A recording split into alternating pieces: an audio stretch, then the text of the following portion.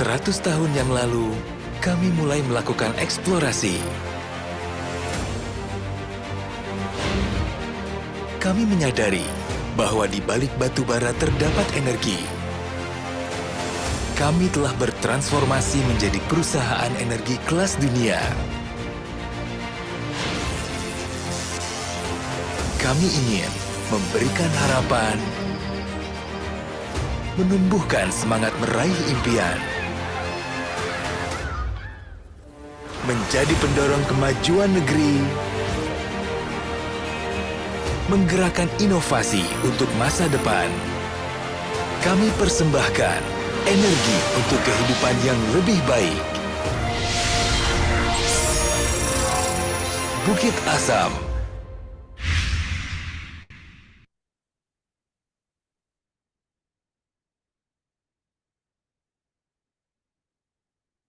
Ladies and gentlemen, distinguished guests and attendees, the opening ceremony will begin few minutes. Therefore, I kindly request for all the audience to take seat and for online participants to turn on the camera and mute the microphone. Thank you.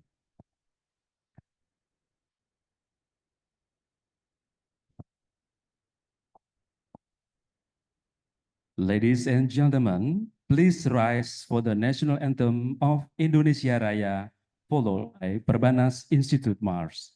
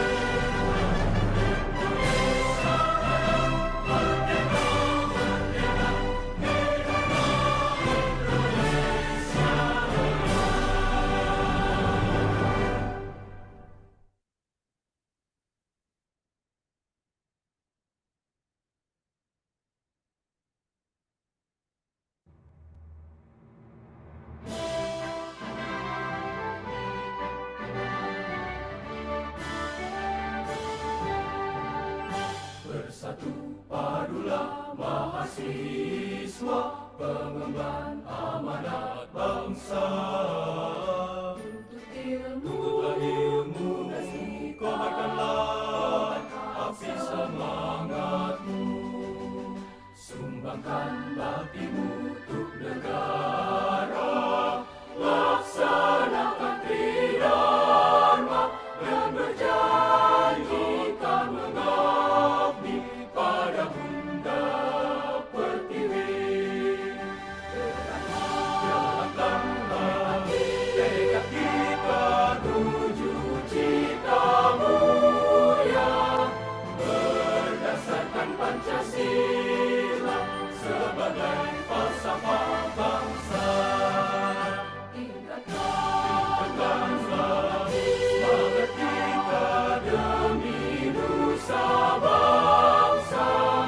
Majulah keluarga kita, Institut Perbanas Jaya. Udah di sini tuh. Detik terus.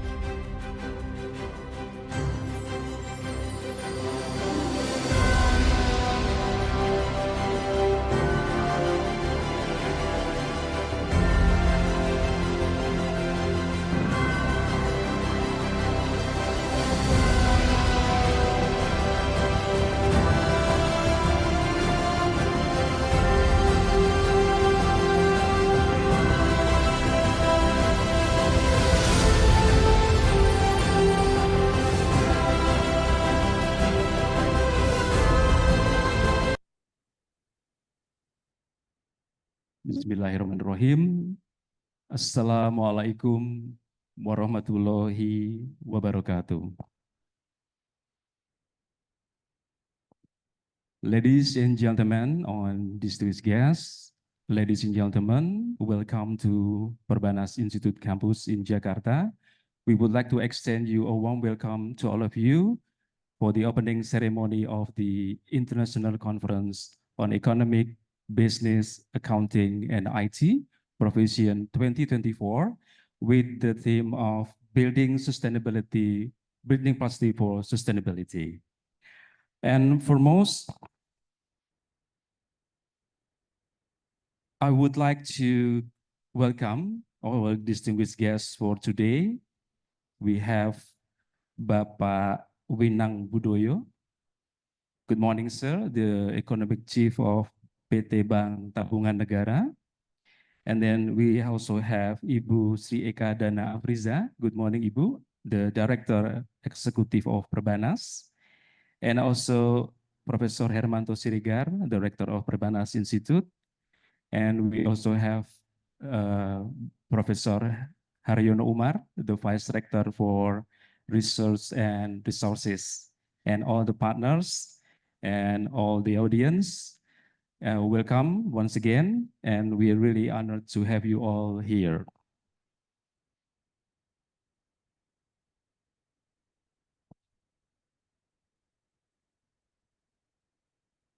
And to our respected distinguished guests, our panelists from both within country and abroad, we have from John Hutagaol from Perbanas Institute, and also Professor Amir Mahmud from Western Sydney, Australia, join us online.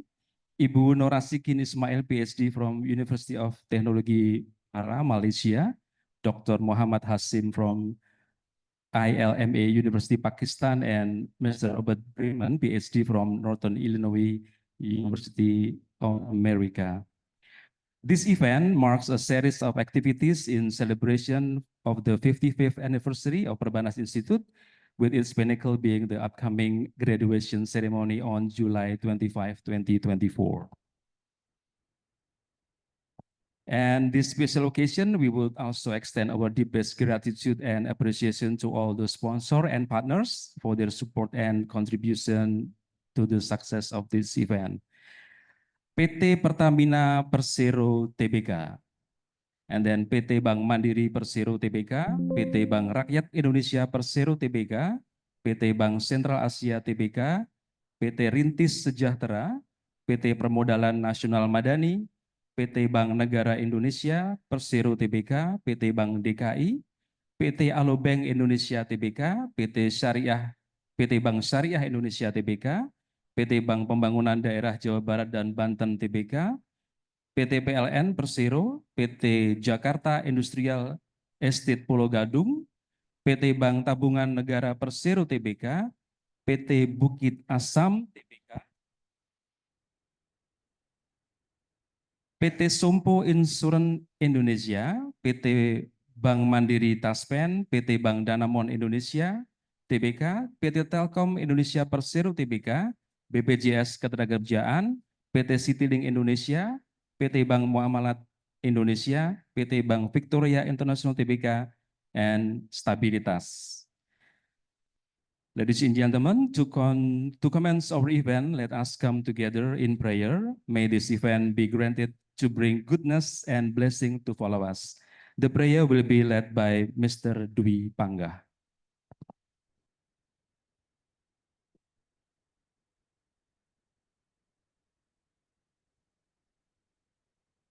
Ladies and gentlemen, let us take a moment of silence to pray to God the Almighty, Allah subhanahu wa ta'ala. I will lead this prayer based on the teaching of Islam, and the others you are pleased to pray according to each of your beliefs. A'udzubillahi minasyaitonirrajim. Bismillahirrahmanirrahim. Allahumma sholli ala Muhammad wa ala ali sayyidina Muhammad. Alhamdulillahirabbil alamin, hamda yu'afi ni'amahu wa yukafi mazida. Ya Rabbana lakal hamdu kama yang bagi li jalali wajhihal karim wa azimi sultanik. Dear Allah, guide and bless our hearts and minds with the lights of your guidance. Impart your supreme wisdom upon our activities. Help us to speak our minds evidently help us to listen and respect to each other.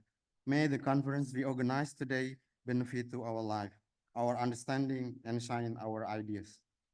Rabbana atina fid dunya hasanah wa fil akhirati hasanah wa qina adzabannar.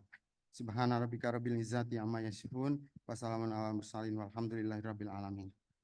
Wassalamualaikum warahmatullahi wabarakatuh. Thank you. Waalaikumsalam warahmatullahi wabarakatuh. Thank you to Mr. Dwi Pangga.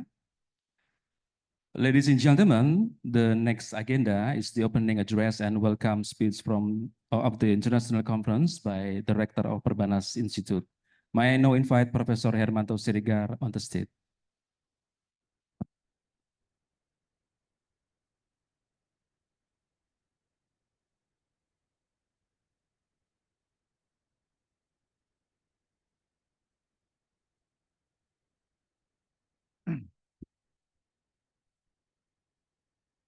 Assalamualaikum warahmatullahi wabarakatuh.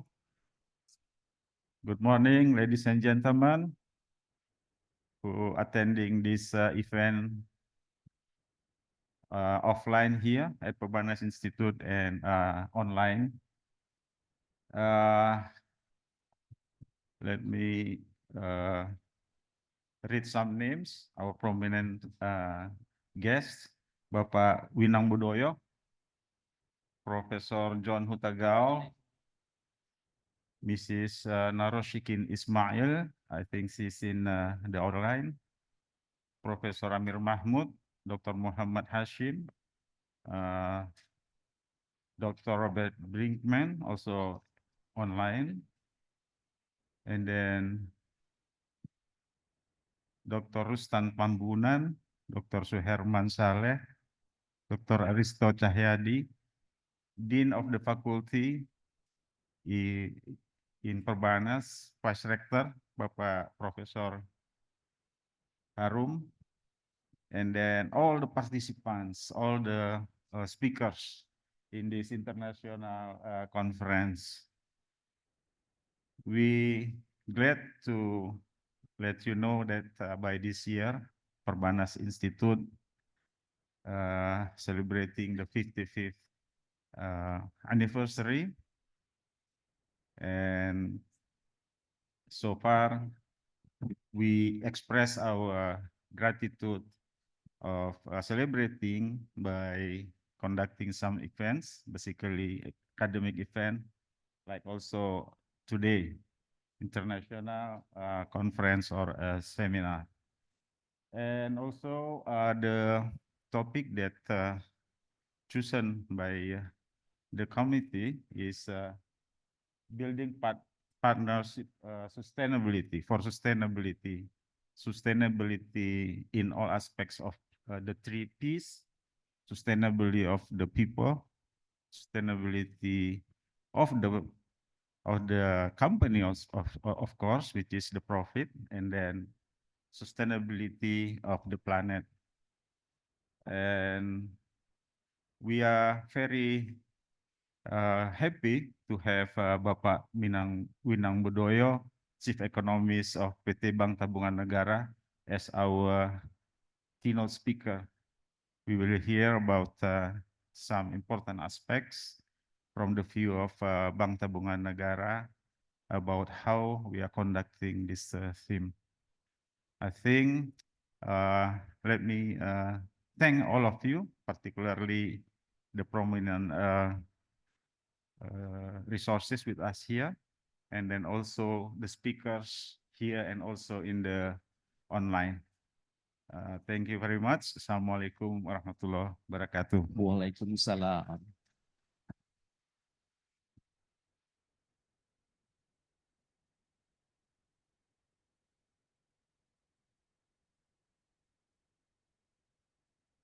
Thank you to Professor Hermanto Siregar.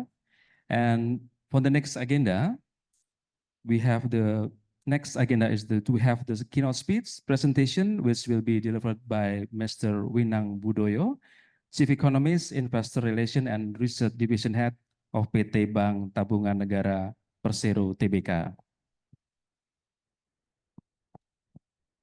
Mr. Winang Budoyo, he is currently of the Chief Economist of PT Bank Tabungan Negara. which conduct macro and microeconomic research for Bank BTN. In addition, currently serve as Investor Relation and Research Division, Head of Bank BTN, which also oversees the BTN Housing Finance Center, a research institution at BTN that focus on research in housing sector. A researcher by background, he has worked in government institution, research institution, investment bank, and commercial bank. He received Australian Development Scholarship from the Government of Australia to pursue master degree in economics at the University of Queensland, Australia. He is frequent speaker of the bank, private sector, domestic and foreign government institution, and he also write various articles in newspaper and magazine, as well as live interview in several TV stations. Ladies and gentlemen, please welcome Mr. Winang Budoyo. The time is yours.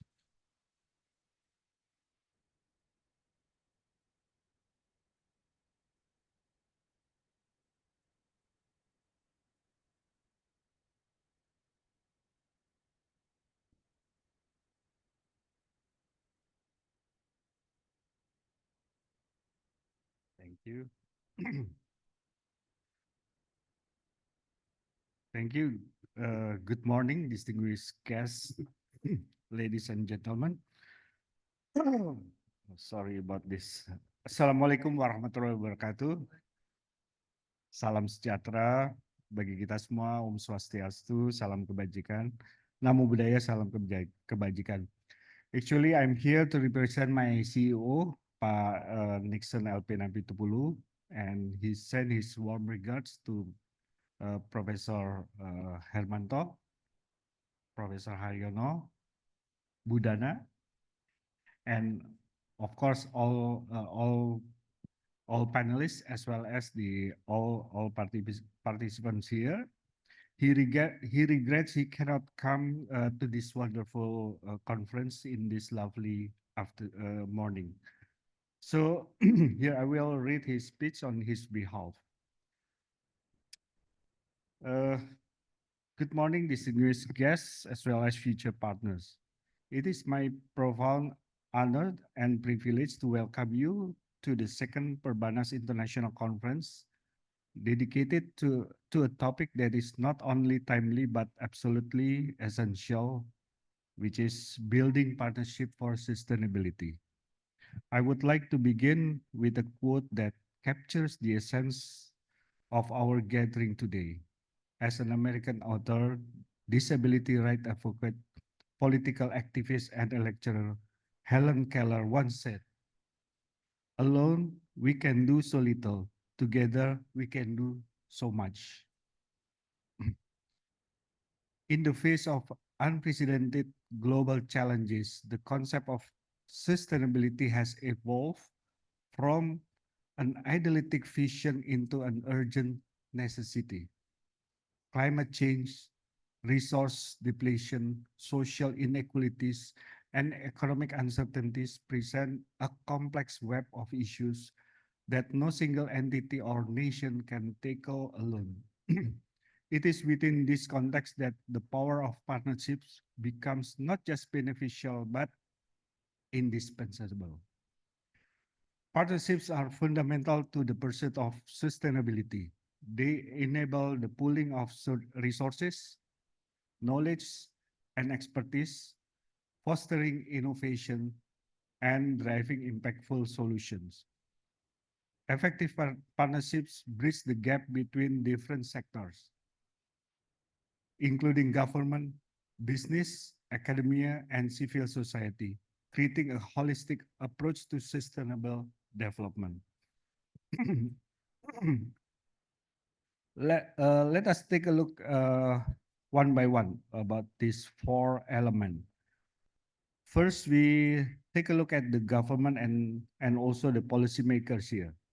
Governments play a pivotal role in creating an enabling environment for sustainability. Through policy framework, regulations, and incentive, they can steer both public and private sectors towards sustainable practices.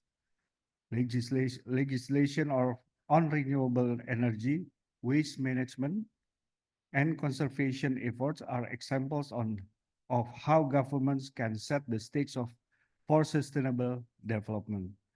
However, government cannot act in isolation. Collaborative governance models that involve stakeholders from various sectors can enhance policy effectiveness and ensure that diverse perspectives are considered. Public-private partnership, for instance, can leverage the strengths of both sectors to implement large-scale sustainable projects. Secondly, the private sector. Businesses are crucial players in the sustainability arena. They have the capacity to innovate, invest, and scale sustainable solutions. Sustainable business practices not only benefit the environment, but also enhance brand reputation, drive consumer preference, and improve financial performance in the long run. Corporate sustainability initiatives often involve partnership with other businesses, nonprofits, and governments. For example, companies in the same industry might collaborate to develop industry-wide sustainability standards, reducing environmental impact collectively. Cross-sector partnerships can also facilitate the development of green technology and sustainable supply chains. Thirdly, academia and research institutions. Academics and research institutions are vital in generating the knowledge and technological solutions needed for sustainability. They conduct research on the environmental challenges, develop new technologies, and provide the evidence base for policy and practices.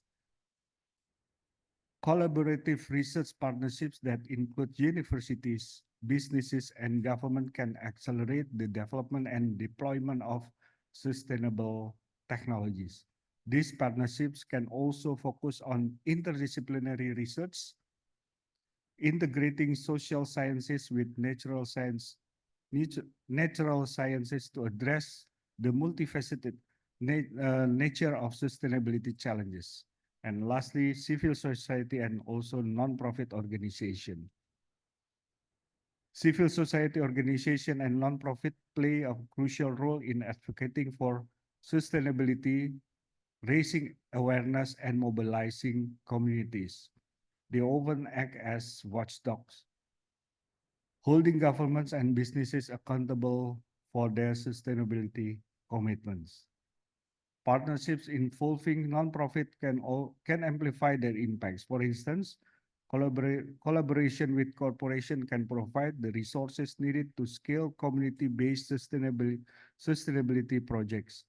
Partnerships with media organization can help raise public awareness and drive behavioral change towards sustainable lifestyles. Well, today as we gather experts, leaders, lecturers, and future generation from diverse sectors as we embrace a fundamental truth. Sustainable development requires collective action. Similar to the Ellen MacArthur Foundation, the pioneer in promoting the circular economy, BTN is also one of the key players in housing sector that embraces this solitary endeavor. Through the synergy of BTN's effort, we have implemented a circular economy through the ABCG program in property by uniting government, businesses, academia, and local communities to drive a systemic change needed to secure a sustainable future for all. The ABCG program stands for academics, business, community, and government, and is implemented to support and finance the low-income citizens who works in the informal sector without any access to banking financing. We believe that these stakeholders play a vital part in a sustainable housing ecosystem for Indonesia. Firstly, the academics provide a research support, education, training, technological solutions, and capacity building for the stakeholders to gain knowledge and evidence base for policy and long-term sustainable practices. From this research, businesses play a part in innovating and implementing the foundation of this knowledge.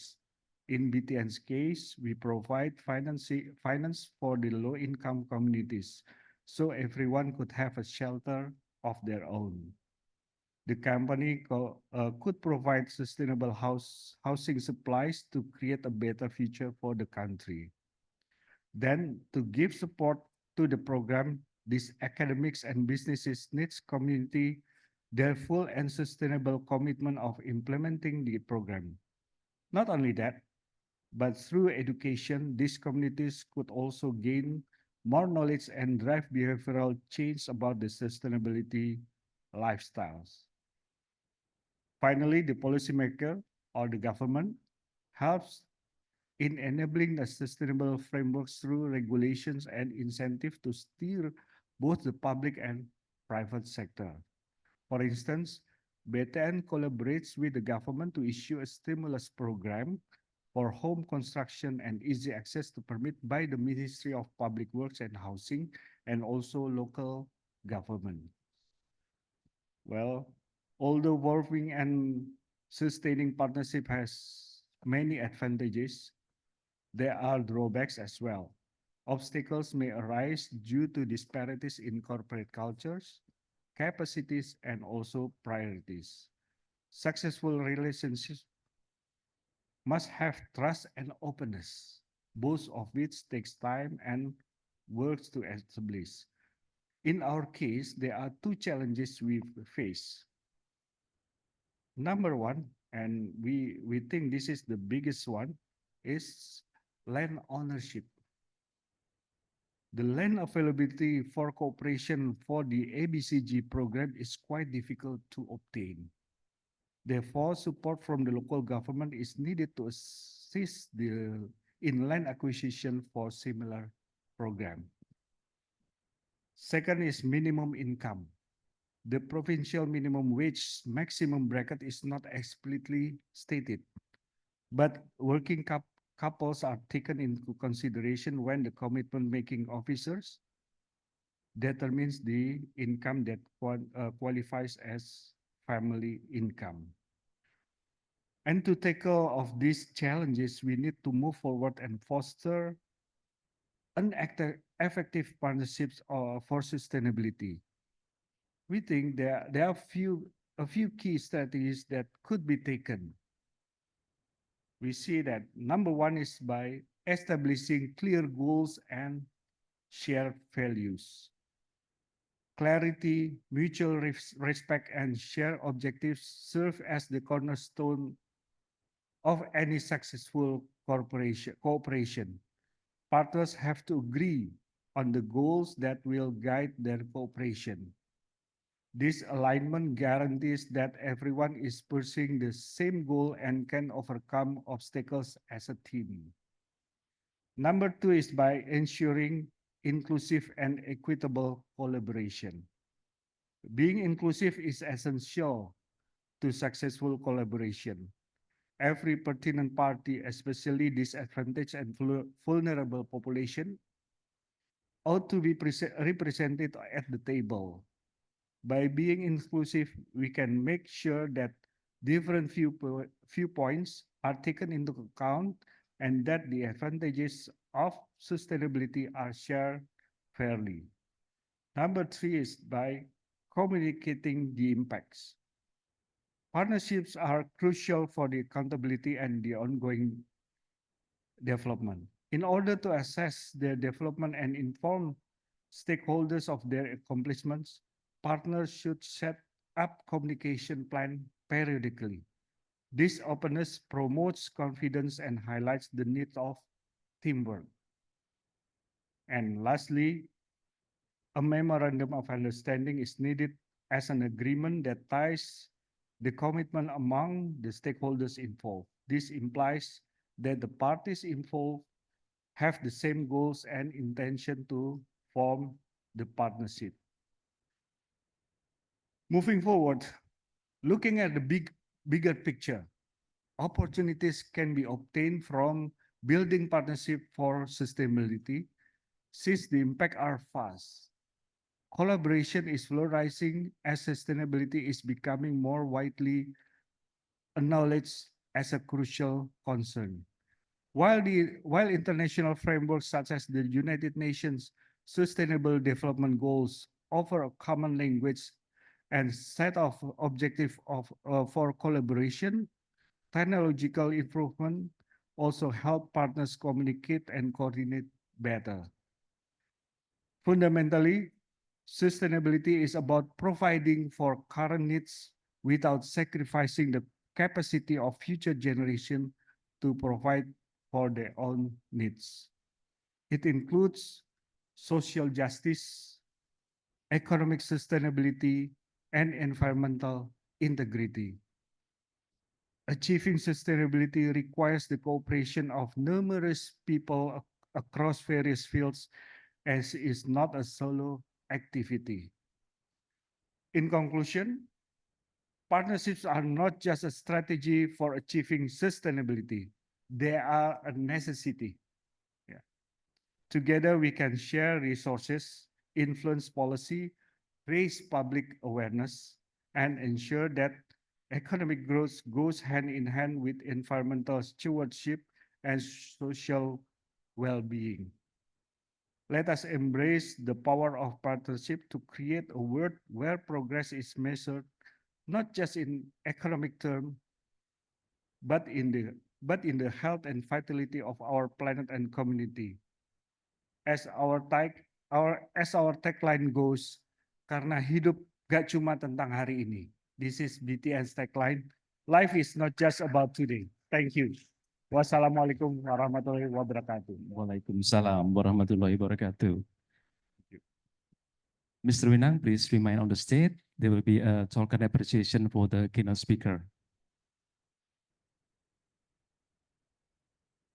So please stand up right here, Mr.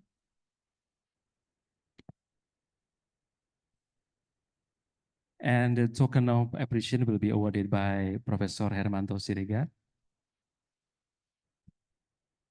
Oh, accompanied by Ibu Dana from Perbanas. Ladies and gentlemen, please have a big round of applause for the keynote speaker today.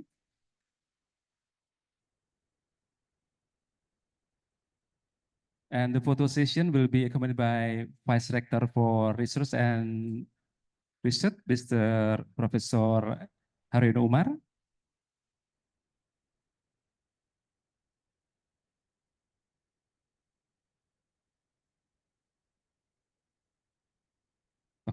And also Prof. John Hutagal.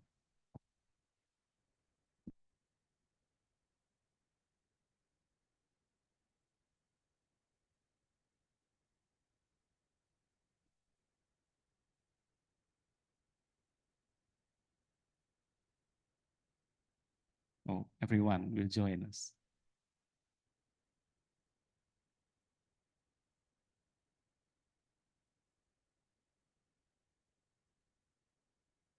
Okay, thank you. Ladies and gentlemen, please kindly be seated again.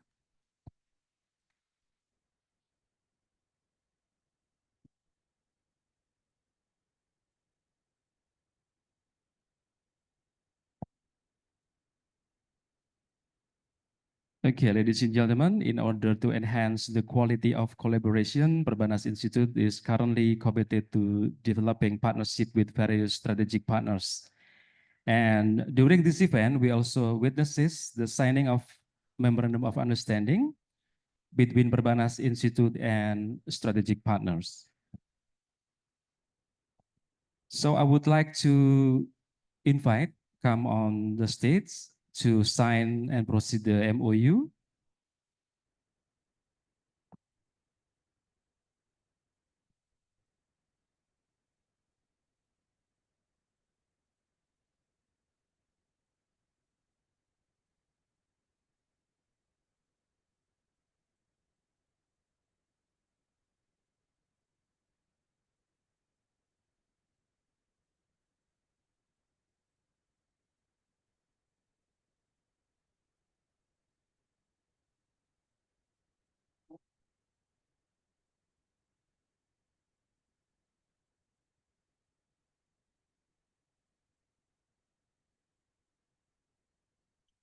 the collaboration partners with Ikatan Konsultan Pajak Publik Indonesia or IKPI, and also Asosiasi Konsultan Pajak Publik Indonesia AKP2I, and then Perkumpulan Praktisi dan Profesi Konsultan Pajak Indonesia P3KPI, and then Managing Partner PB Techland, ya, and Perkumpulan Konsultan Praktisi Perpajakan Indonesia or Perkopi, and also Tax Prime. So we kindly invite the collaboration partners to proceed on the stage. Bapak Dr. Rustam Tambunan. Bapak Rustam Tambunan from IKPI, Ikatan Konsultan Pajak Publik Indonesia. And then Bapak Dr. Suherman Saleh. Bapak Dr. Suherman Saleh from the Asosiasi Konsultan Pajak Publik Indonesia.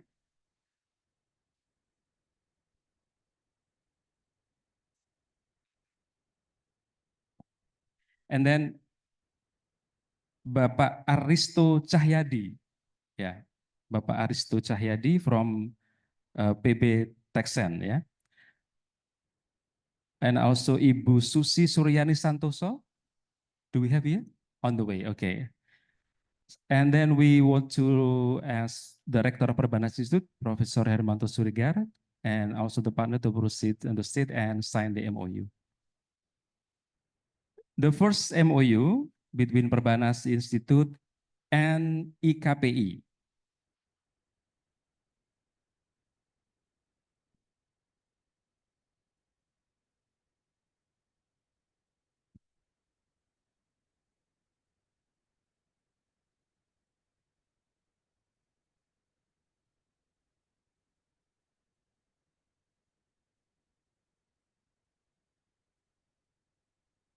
After signing the MOU, we have the photo session.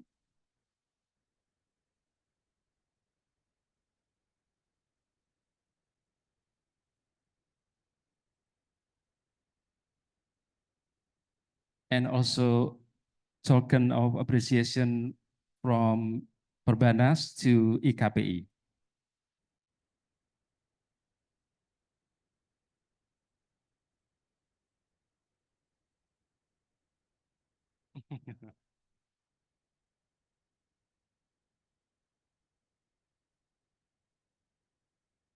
And then from IKPI to Perbanas.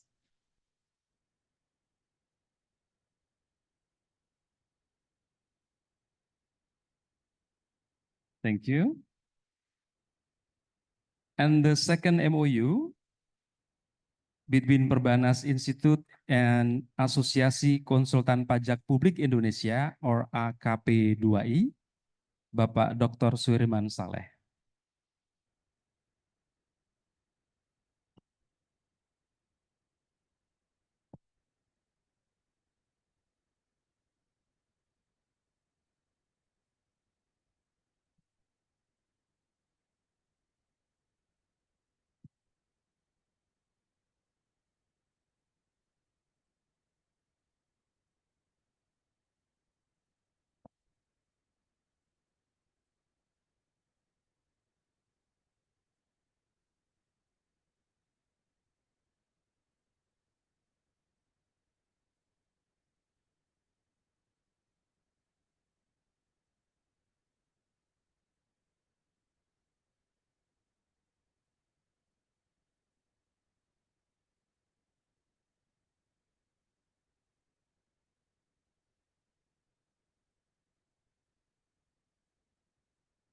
Continue with the session photo.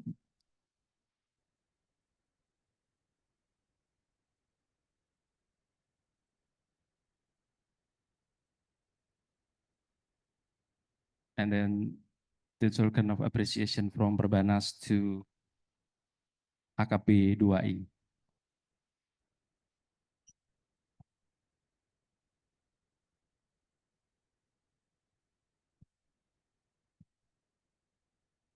And the next MOU will be signed between Perbanas Institute and Texen, ya, Bapak Aristo Cahyadi.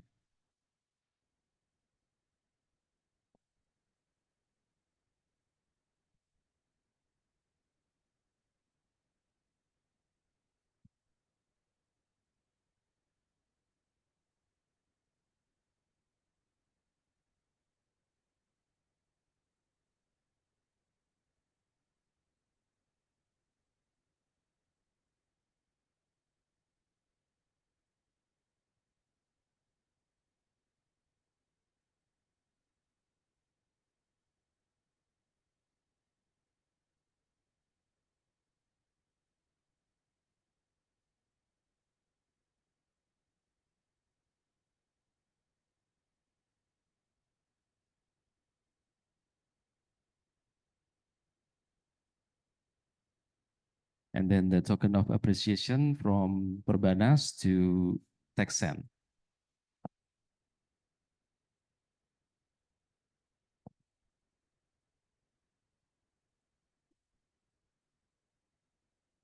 Ladies and gentlemen, we hope that this collaboration will elevate the quality of research and advance educational institution to meet global standard. Let us give a big applause for the remarkable collaboration. We will also invite Perkopi, ya, Perkumpulan Konsultan Praktisi Perpajakan Indonesia, and also Tax Prime, Ibu Asri Puspa, and also Ibu Hedwigis Esti, ya, for the photo session.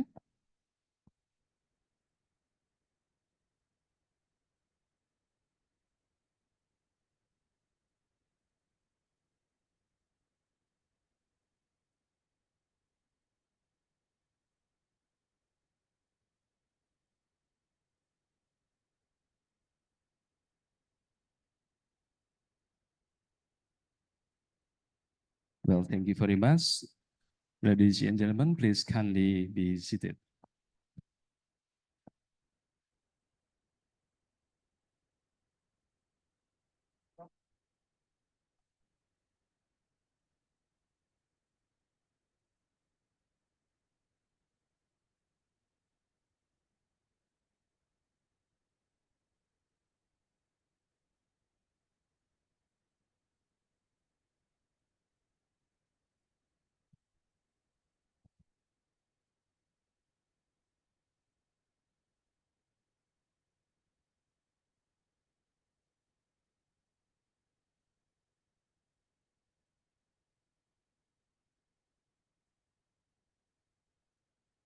Ladies and gentlemen, we now move on the next agenda, which is the presentation of the material by our panelists. And for this session, I would like to invite Ibu Dr. Tifa Nur Amelia, who will be acting as the seminar moderator.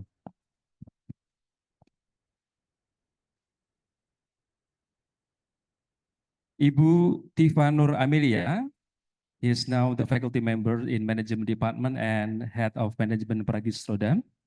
And then her education, Master in Accounting Practice from Gajah Mada University, Doctor in Management Science Brawijaya University, and Postdoctoral Fellow from Northern Illinois University, USA.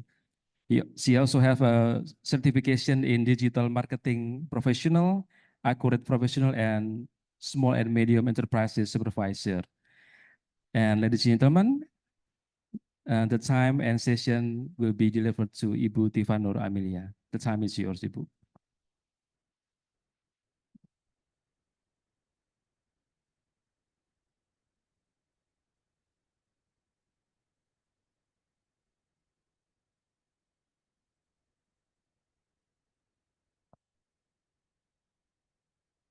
Sorry, I missed one thing.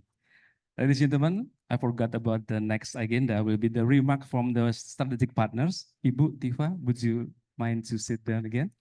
So first, I would like to invite for the first opportunity, Bapak Rustam Tambunan. Yeah, Bapak, please come to sit and have your speech.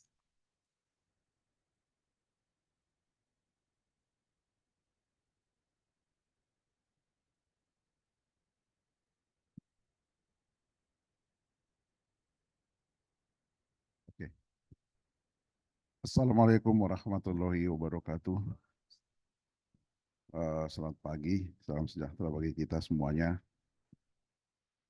Good morning to all of you present in this very beautiful building, and also the one who participates through the online. The Honorable Rector of Perbanas, Professor Dr. Insinyur Hermanto Siregar, Master of Economic. I also call Vice Rector of Sumber Daya, Research Perbanas, Professor Haryono Umar. Whereas my Professor Haryono Umar is my colleagues in State College of Accountancy, sama-sama alumni dari STAN. Then head of the IAI, this is also my boss in II, Professor Dr. Poltak Maruli John Liberty Hutagaul, MSc, MSc, AKCA. Good morning, Prof. John. All my colleagues are from IKPI, Bu Lisa, Pak Sempurna, Bu Hongkong, Pak Herman from the AKP 2I, and also Pak Aristo from PB Texan, and all academicians, lecturers, students, and all friends. It's a pleasure to be here today from me representing IKPI, Ikatan Konsultan Pajak Indonesia, called as Indonesian Tax Consultants Associations, the first established and the greatest number of the tax consultants associations. As we formalize a partnership with the Perbanas Institute, this MOU marks a significant milestone in our mutual commitment to advancing the future tax professions and consultancy and enhancing educational opportunities for future professionals. Today's signing is more than just a formal agreement, but it symbolizes of shared vision and dedication to fostering excellence in both academic and professional lives. By combining ITC's practical expertise with the academic prose of Perbanas Institute, we aim to create a robust framework of nurturing talent, promoting research, and facilitating continuous learning in the tax consultancy sector. This collaboration will pave a way for a variety of institutions, initiatives, including workshops, internships, and joint research projects, all designed to bridge the gap between academic theory and practical application. It is considered that having basic theory in the campus is not really sufficient for a student after the graduation to enter the new era of this employment, especially in the society 5.0. This collaboration will pave a way that variety of, as I said, as I mentioned before, we can establish an internship and joint research project. And it will provide students with invaluable hands-on experience, preparing them to meet the evolving challenges of the tax industry with confidence and competence. So this is the very important thing, that practitioners of the tax can be involved in this process. I would like to extend my deepest gratitude to the leadership and faculty of Perbanas Institute, Pak Rektor dan semua, for the enthusiasm and partnership. Your commitment and our commitment to academic excellence and innovations aligns perfectly with IKPI, ITCA's goals of maintaining high professional standards and ethical practices. I remember that Ministry of Finance said that for good professionals, there are two things that very important that someone has. First is the competency, skill, and also another thing is integrity. So by on these two, a man can be said that he is enhancing of a professional. Finally, together, we will work towards creating a brighter future of the tax consultancy professions in Indonesia. Let us celebrate this momentous of occasion in the beginning of a fruitful and enduring collaborations. About this seminar, I wish all of you and also the panelists can has a productive seminar and also enlightening conferences. That's all I have to say. Thank you very much. Success and for all of us. Good morning. Assalamualaikum warahmatullahi wabarakatuh. Waalaikumsalam warahmatullahi wabarakatuh. Thank you to Mr. Dr. Rustam Tambunan from IKPI or Ikatan Konsultan Pajak Publik Indonesia. And the next remarks will be from AKP2I, Asosiasi Konsultan Pajak Publik Indonesia, which will be delivered by Bapak Dr. Suherman Saleh.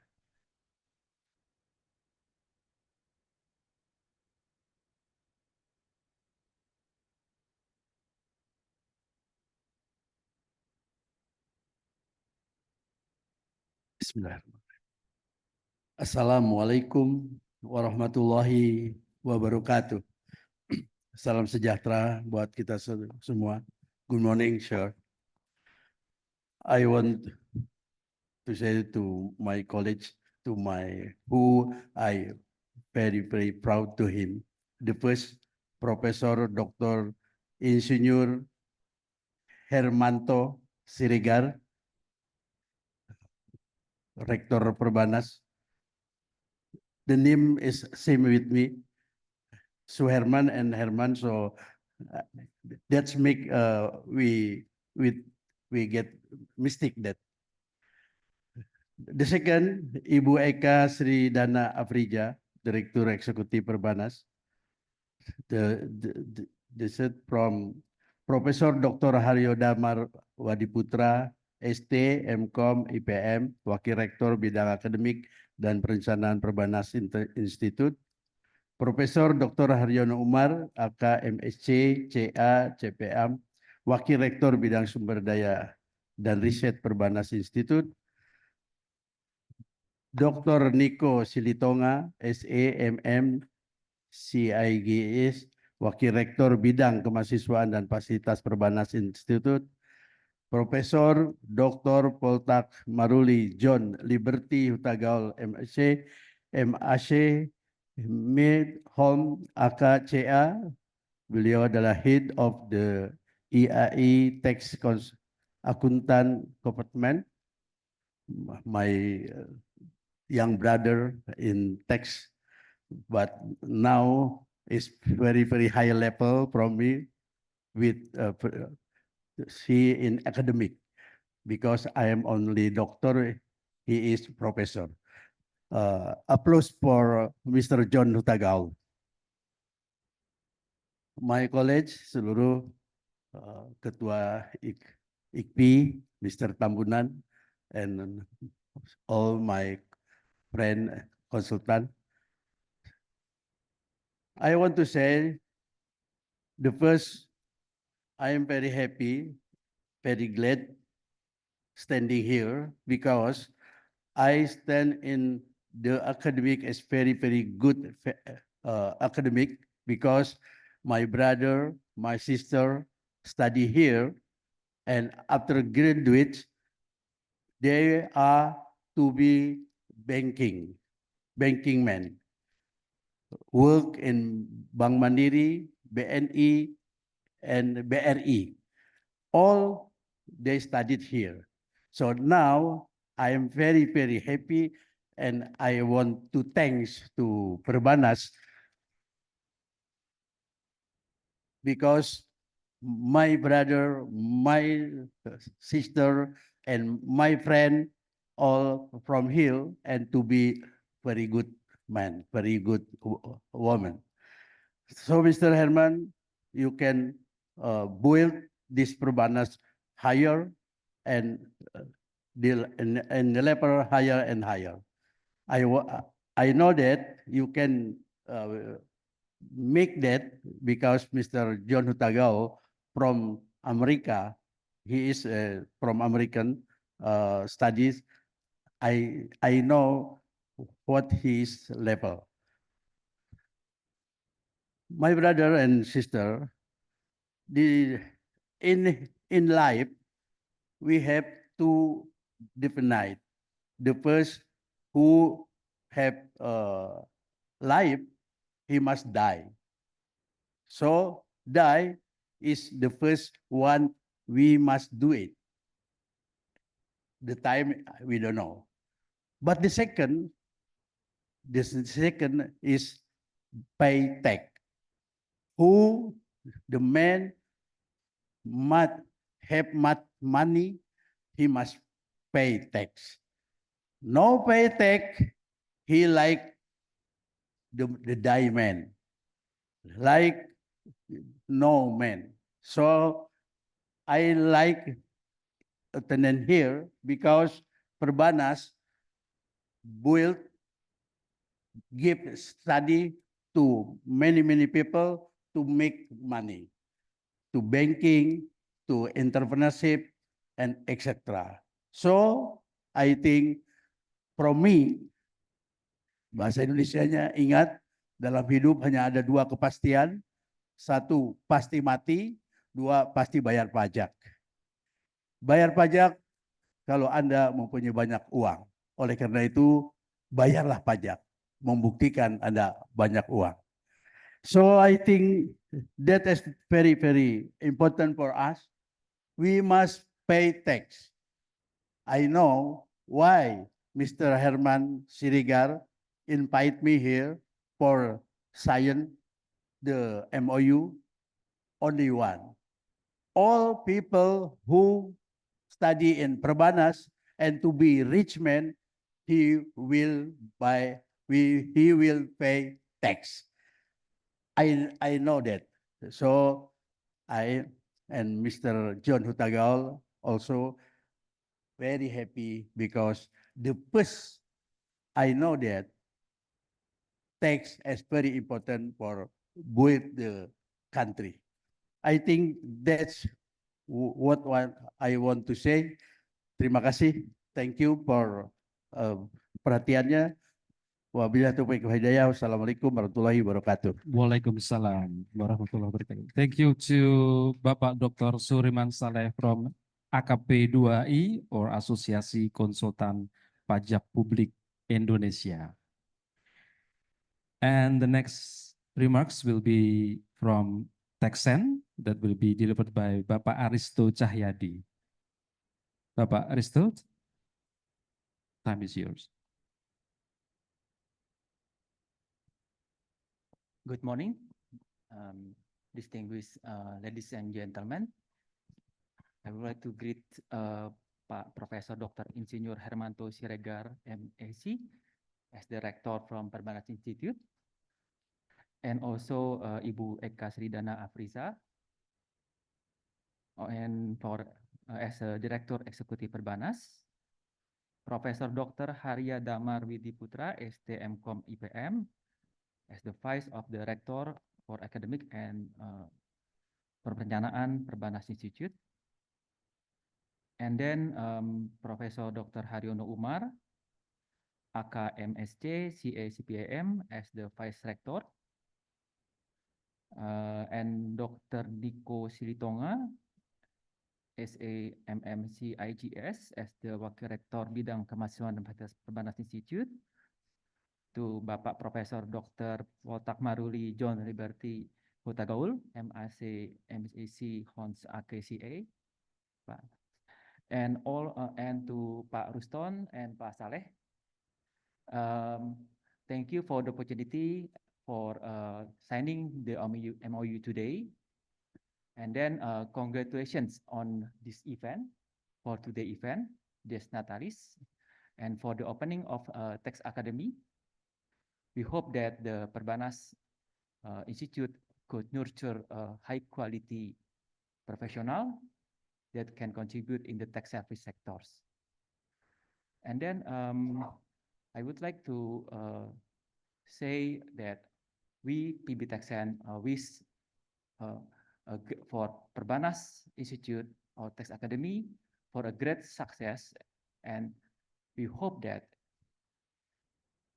we could this this partnership between PBTechSen and Perbanas Institute could bring a greater value and opportunity for PBTechSen and Perbanas Institute in the near future. Thank you.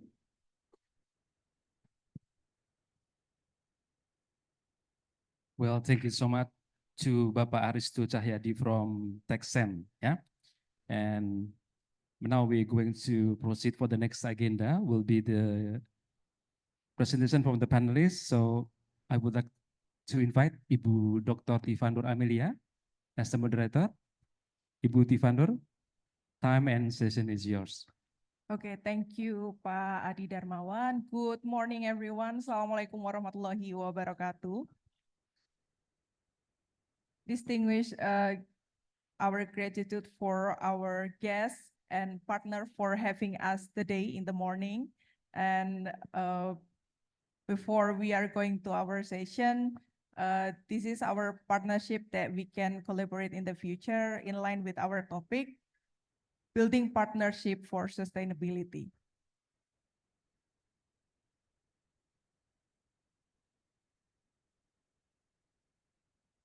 Okay, and don't forget, I would like to deliver our thanks for our upcoming speaker, Professor John Liberty Hutagaul, that will be having his session in upcoming minute. And thank you for Mr. Professor Hermanto Siregar, our rector and vice rector that already moving to another session, the dean, vice dean, and then head of program, head of division, lecturer, student, and all the staff and guests that coming in this event. We are having a session for celebrating Perbanas Institute 55 years of Perbanas Institute this Natalis. This session is the continuous event until we will have it until July, and the second Perbanas International Conference on Economics, Business Management, Accounting and IT 2024, entitled With Building Partnership for Sustainability.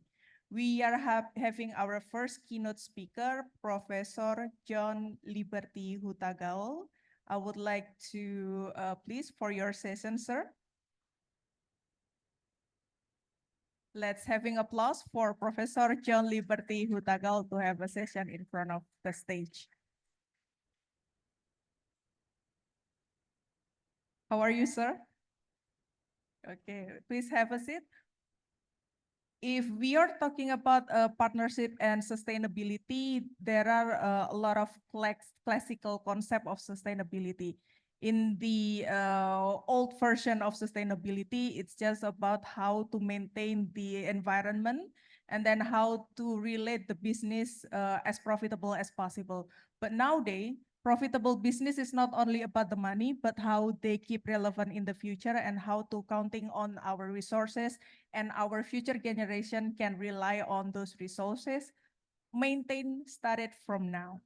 And we have a prominent speaker, Professor Dr. John Liberty Hutagaul, the head of Indonesian Accountant Association Tax Accountant Compartment and Professor of Accounting in Perbanas Institute.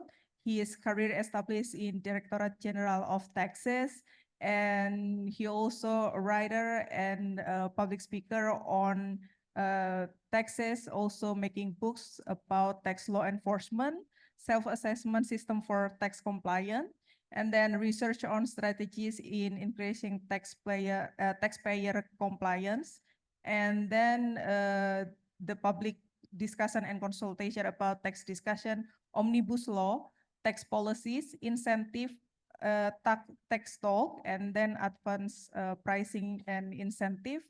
Also, tax dispute related topic that in line with his expertise.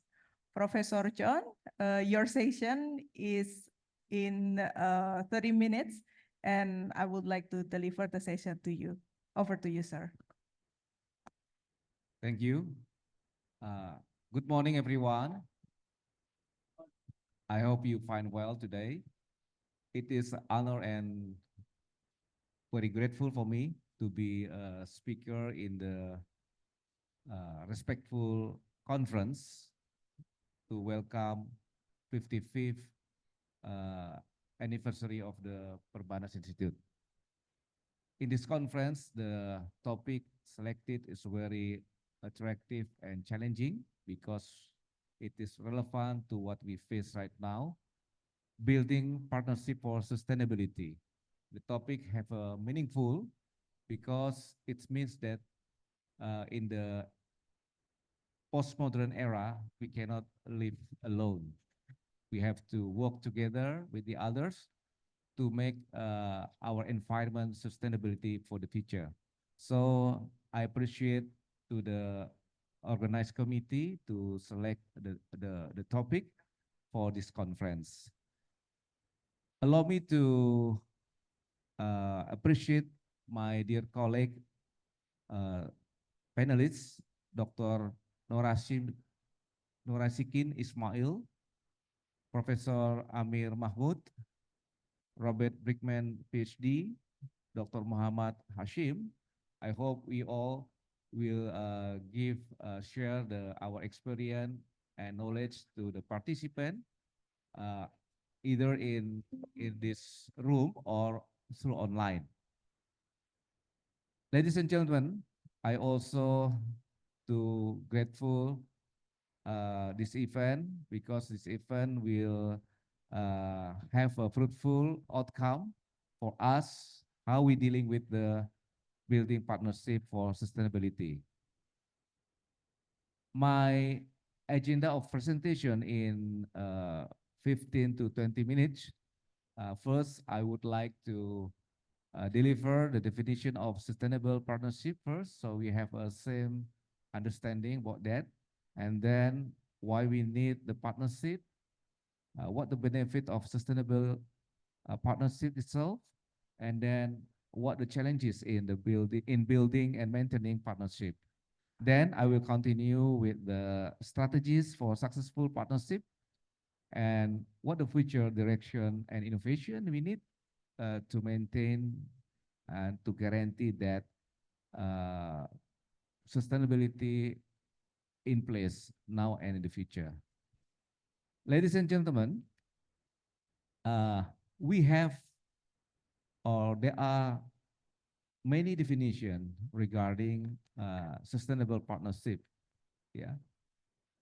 But one of them say that sustainable partnership are collaborative relationship that aim for the long-term mutual benefits, addressing social, environmental, and economic impact.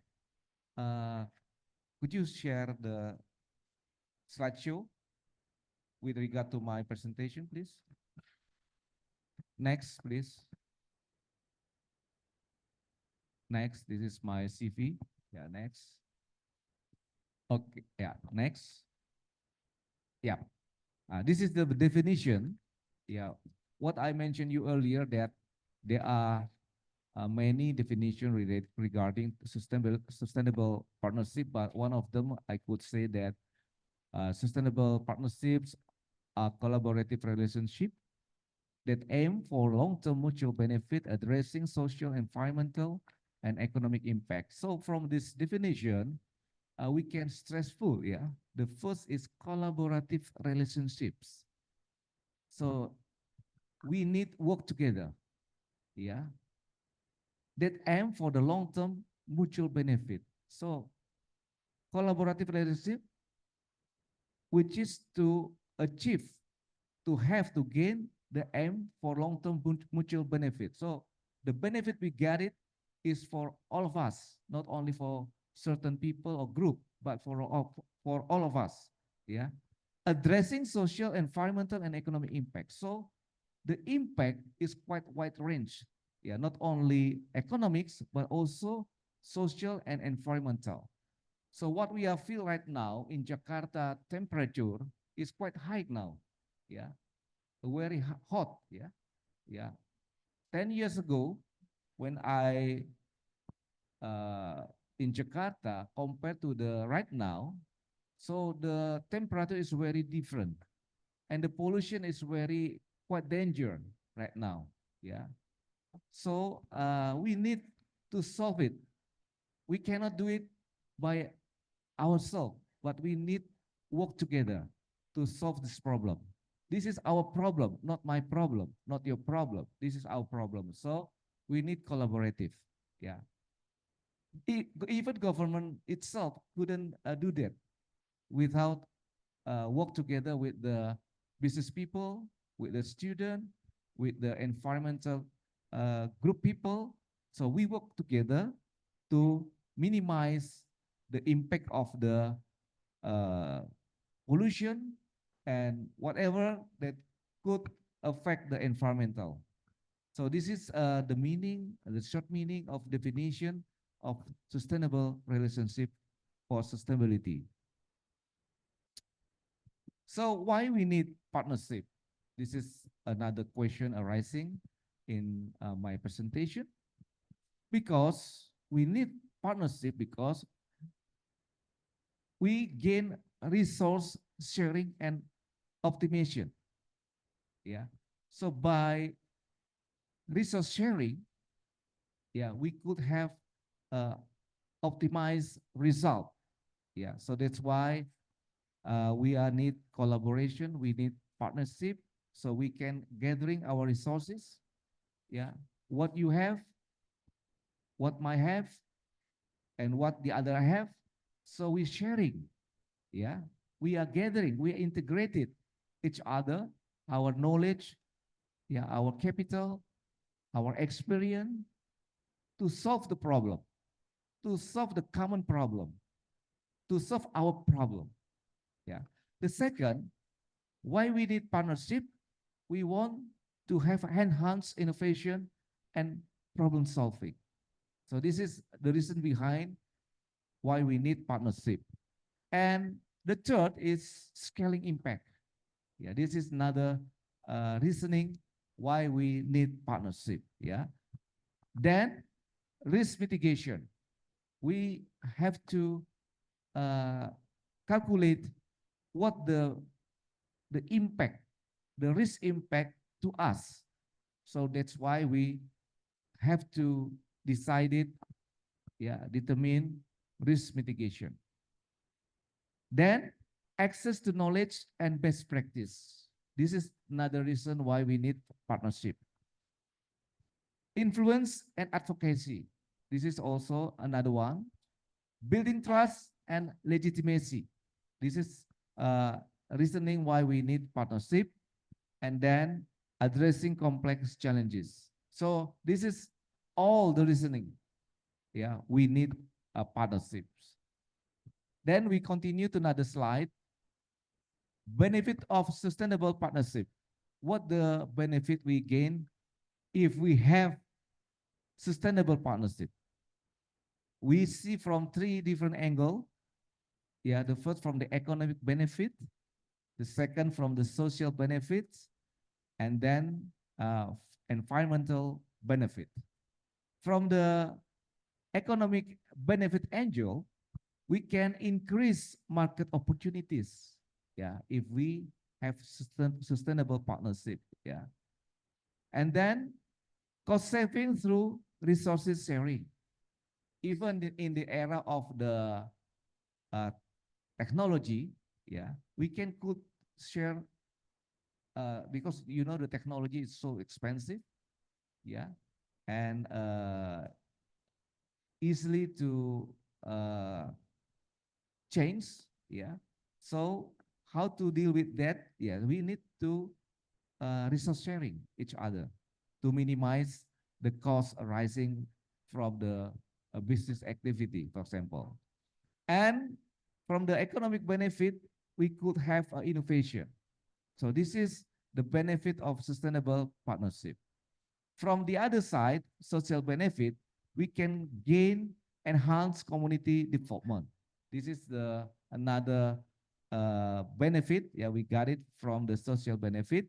Then the second, improve shareholder stakeholder relationship. And the last, better public image. So this is the benefit we gain from the angle of the social benefit. The last regarding to the environmental benefit. The first we gain joint effort in reducing carbon footprints. Yeah, right now, Indonesian government in preparing to introducing carbon tax. Yeah. On the other hand, the government already launched carbon market, capital market. Yeah, yeah. So why it is necessary? Yeah, at least we need uh, to minimize the impact of the pollution uh, derived from the waste of carbon in the industry, yeah, and also in mining. So in order to maintaining our environment, so not only from the government side, but also need participation from the business player, yeah, to work together, yeah, in order to maintaining this sustainability for our life now and in the future. And then promoting sustainable resource use, then achieving environmental goals. This is all the benefit sustainable partnership we see from the three different angle: economic, social, and environment. Next slide, please. So what the challenging we face, yeah, in relation to building and maintaining partnership. Yeah. The first, establishing mutual understanding and alignment of the objective. We work with the others, so we need to harmonize, yeah, our goals, our understanding, in order to work together, yeah, in maintaining and building our partnership. Yeah, like in a business, yeah, if you are two different business, yeah, people, they wish to work together, so they have to harmonize their vision first, what the target, what their mission, and what they're working. They have to discuss and to harmonize, to synergize, to make it one frequent in order to work together fluently in the future. So this is a very important, yeah, establishing mutual understanding and alignment objective, like what we are done in few minutes earlier, that Perbanas Institute signing mutual of understanding with the strategic partner from the Tax Consultant Association and also from the Tax Consultant Office. Yeah, we need to make a same understanding what we want to work together in order to develop, yeah, to improve the quality taxation program in Perbanas Institute. So they wish to help us, but they want to know what the area that we need work together with them. So this is what I repeat again, the importance of establishing mutual understanding and alignment of the objective. Then second is maintaining effective communication channels. So we need a communication, but we need omni-channel, yeah, to make our partnership easily to gain the information, so they have symmetric information, no asymmetric information, so they could have a similar understanding, yeah, what we want to go and what we want to achieve, yeah, right now and in the future. The third is building and sustaining trust through accountability and transparency. So it's very important, ladies and gentlemen, we have to have accountability, yeah, governance, yeah, and also transparency, yeah. Next, proactive managing and resolving conflict. So this is very important for us in order to maintaining our partnership.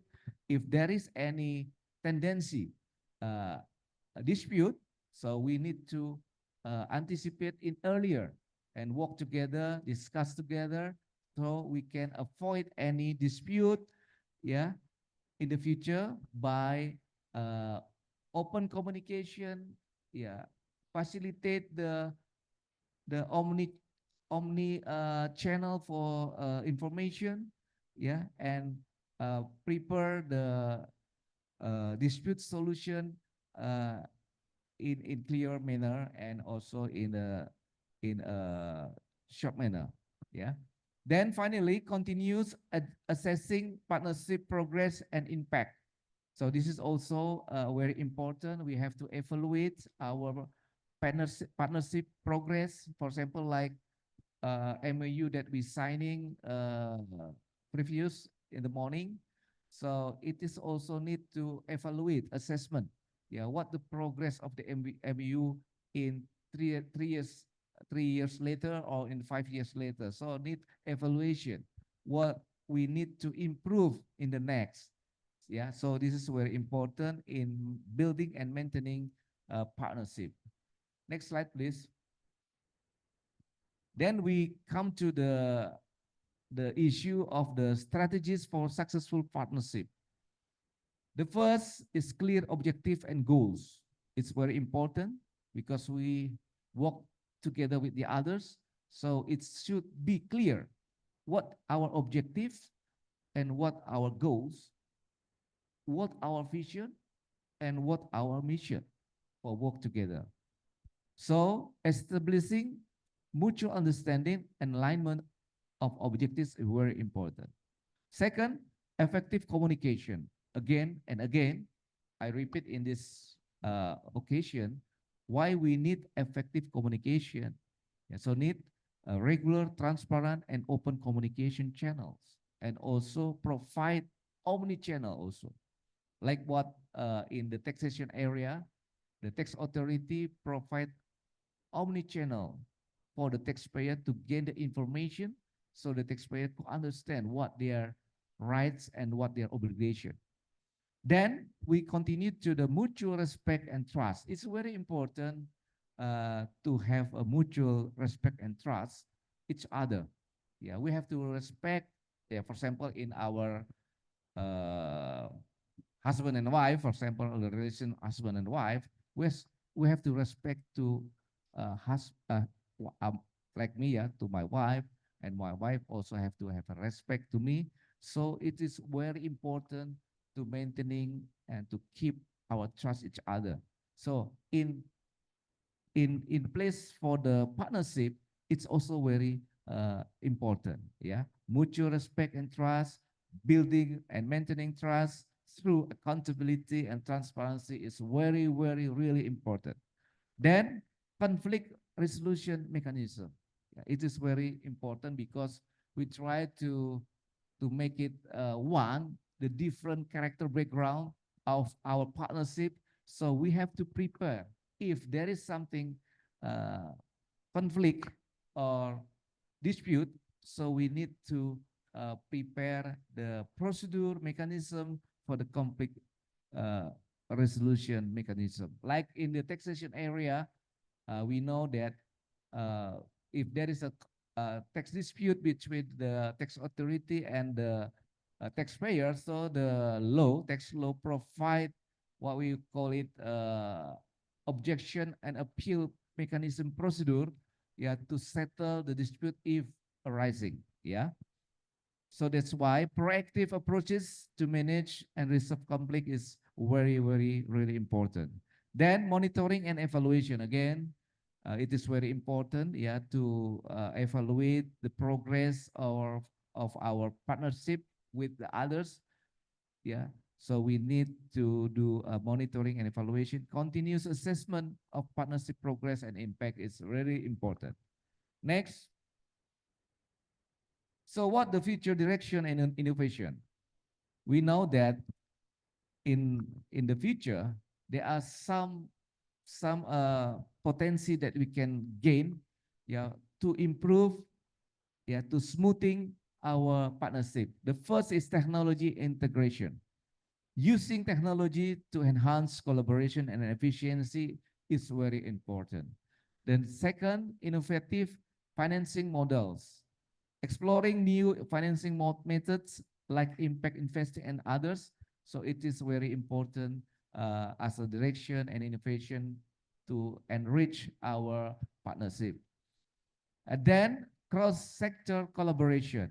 It's also very important, encouraging collaboration across different sectors to leverage diverse expertise and resources. Like what we do now, yeah, how to develop, improve, yeah, tax academy, yeah, Perbanas Institute of Tax Academy, yeah.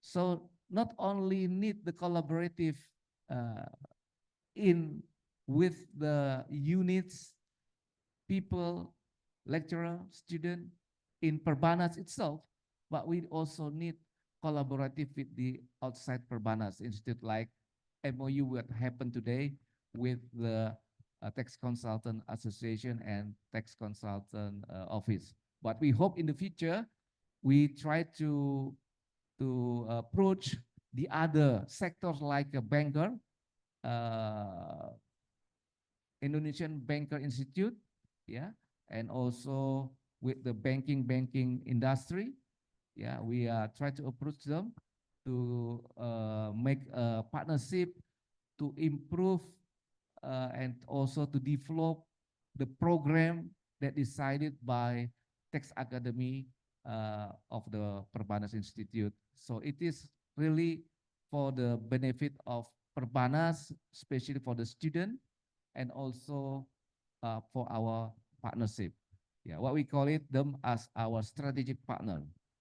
Then we continue to the policy and regulatory support. It is very important, ladies and gentlemen, advocating for the policy that supports sustainable partnership. It's really important. Yeah, so that's why, like what I mentioned you earlier, why the government still on progress to prepare the carbon tax policy, yeah, in order to minimize the impact of pollution and also to to to remind uh, the awareness of the business people that's the importance of the uh, environment, sound environment for our generation. Ladies and gentlemen, by the end of this slide, I could finish my presentation again. Thank you very much for your patience to listen my presentation. Thank you. Thank you. Big applause for Professor John Liberty Hutagal. Okay, before we are moving to another speaker that already stand by in our Zoom, right there. Hello, everyone from Australia, and then we have from Malaysia, and then from United States. We will have a session for question and answer session with you, sir. From audience, is there any question before we are moving to the Zoom question? Everyone from the room? Okay, if there's no question from the room, we are going to the question from Zoom. And there is one question considering about our, there is a company, this is the business owner of a small business, and they are working in service industry. They are struggling in making profit. How do we going to consider about the environment if we are still considering about making profit? Do you have any suggestion for this small company owner, sir? Yeah, what I mentioned you earlier that by sustainability means that we live not alone. Yeah, making profit is good to make it going concern our business, don't you? But the point is, we have to run the business, or we have to live because we not live alone. Yeah, so we have to caring about the others. So please make it a business, not making it a business, still thinking to to still thinking about the sounds of environment. Yeah. So if your business impact negatively to our environment. So you have to thinking twice, because sooner or later the government will ban the business, or otherwise the people have make a social pressure to their business. So again, yeah, in the postmodern era, yeah, meaning that we have to work together, running business together, make a benefit not only for yourself but to the people also. So that's why in the business we also quite familiar about the corporate social responsibility. Yeah, if we have a profit, we have to share to the environment where our business is located, not only to make them welfare, but also we have to have a responsible to make the environment where our business run is also sound. So this is, the principle, the basic principle in the era of sustainability. Thank you. Okay, thank you. So if I can make a short list, it is impossible if you are making money right now, but in the future your business no longer exists, that will be useless. Okay, thank you for the first question. For the next question, is there any more question from the Zoom or from the online session? Let me check from the Zoom if there's more question. Okay, from Mr. Achong Dewantoro, what should we do to determine the best partner that can help us mutually to reach our organization goal? To determine the best partner that has same chemistry on sustainability concept. Yeah, similar like to choose wife or husband.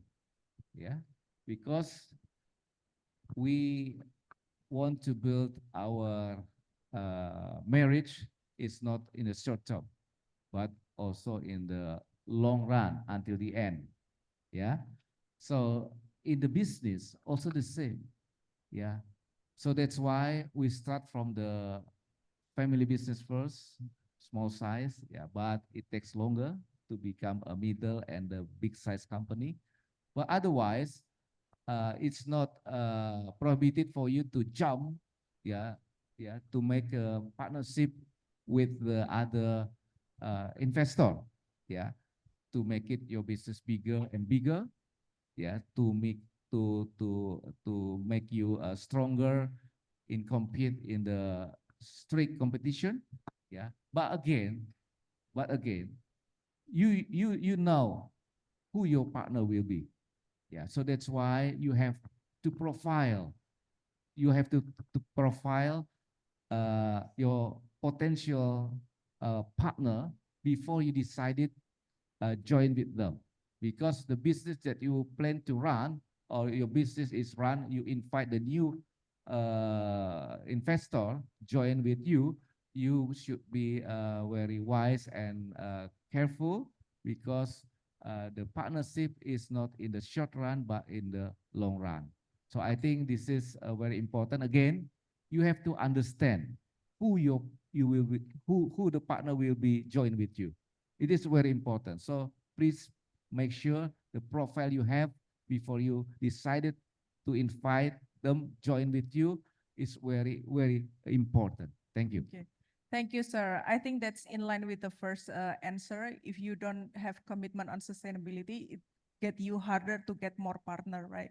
So the more you are committed to sustainability, understand that there is an environment aspect in a business, and then corporate social responsibility, the more a partner that might be attracted to your business concept. Okay, we have one more question. I think this is one last question for Professor John Session. From Miss Bernana Pitupulu, is there any parameter to know how to reach the good partner that in line with our business? Practical things, sir. Yeah, of course. One again, I repeat again what I mentioned you. You have to have a proper profile. Yeah. What the bad what the good, what the benefit, what the background, yeah, what the advantage, and what the specific knowledge or what the specific character and whatever your partner will be. You have to have the profile. It's very important. You have to know them or him or he or the company well, like an investor in capital market. Yeah, when you decided to invest to buy the share in the capital market, yeah, you have to decide it first. What the purpose you invest? It is for the capital gain, short term, or it is for the investment, long term. So you have to decide it first. Yeah. And then the second, to which company you invest. Yeah. X company, Y company, mining sector, financial sector, or whatever. You have to decide it for the second. You have to decide it that. Yeah. Then you invite.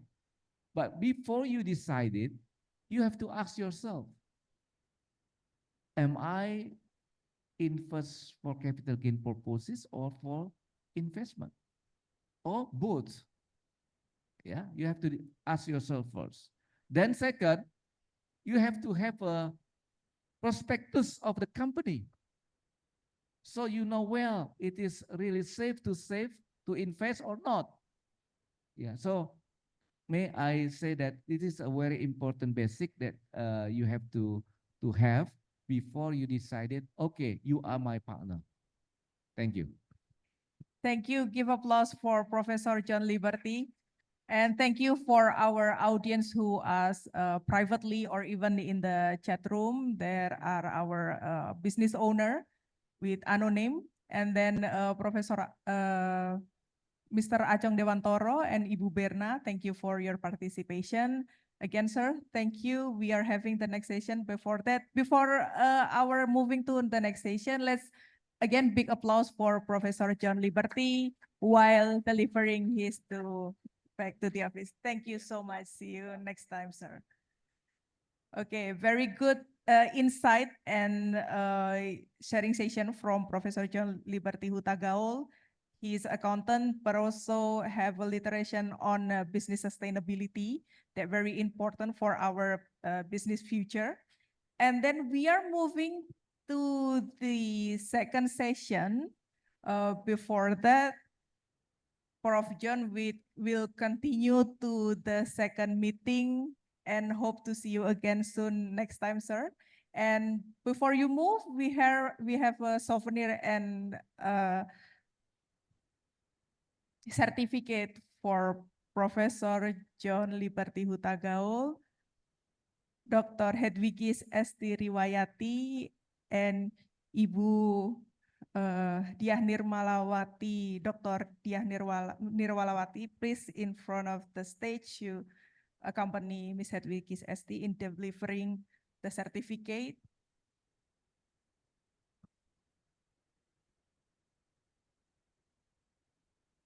Big applause for Prof. John Liberty.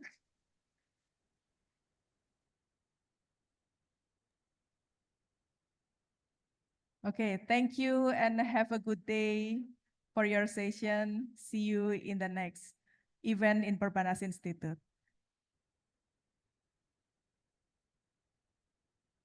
Okay, our second, third, and fourth, and probably the fifth speaker will be coming to the stage online. So, committee, can you check whether our second presenter will be Professor Amir? Okay, Professor Amir already on screen, and it's already in front of our stage.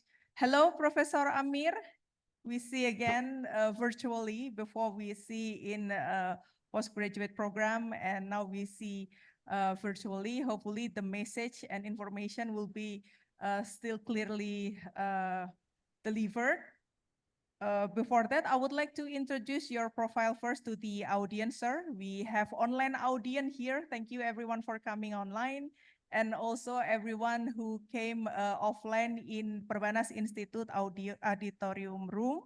And Prof. Amir Mahmud will deliver the topic about sustainable partnership and internationalization of higher education institution. And this is about the topic on challenge and way forward. Professor Amir Mahmud is PhD and master from University of Manitoba, Canada. He is right now working in Western Sydney University, Australia.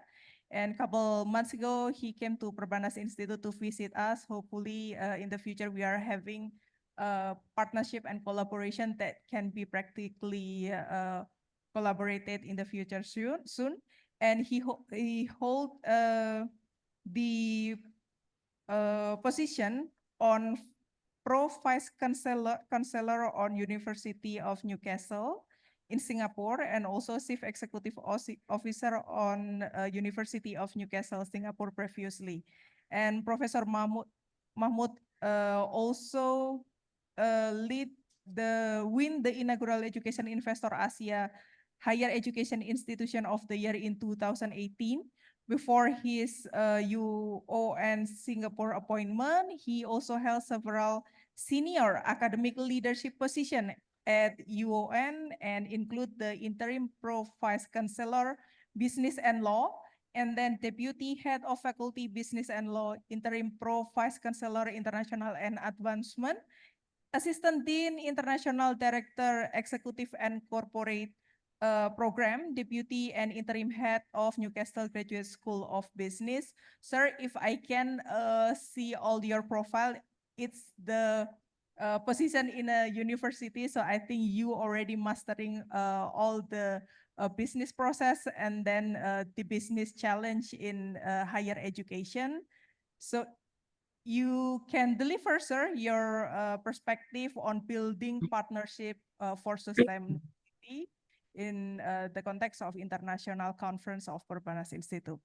Professor Amir Mahmud, delivered to you. You have 15 minutes to deliver your material, and then we will continue to Q&A session.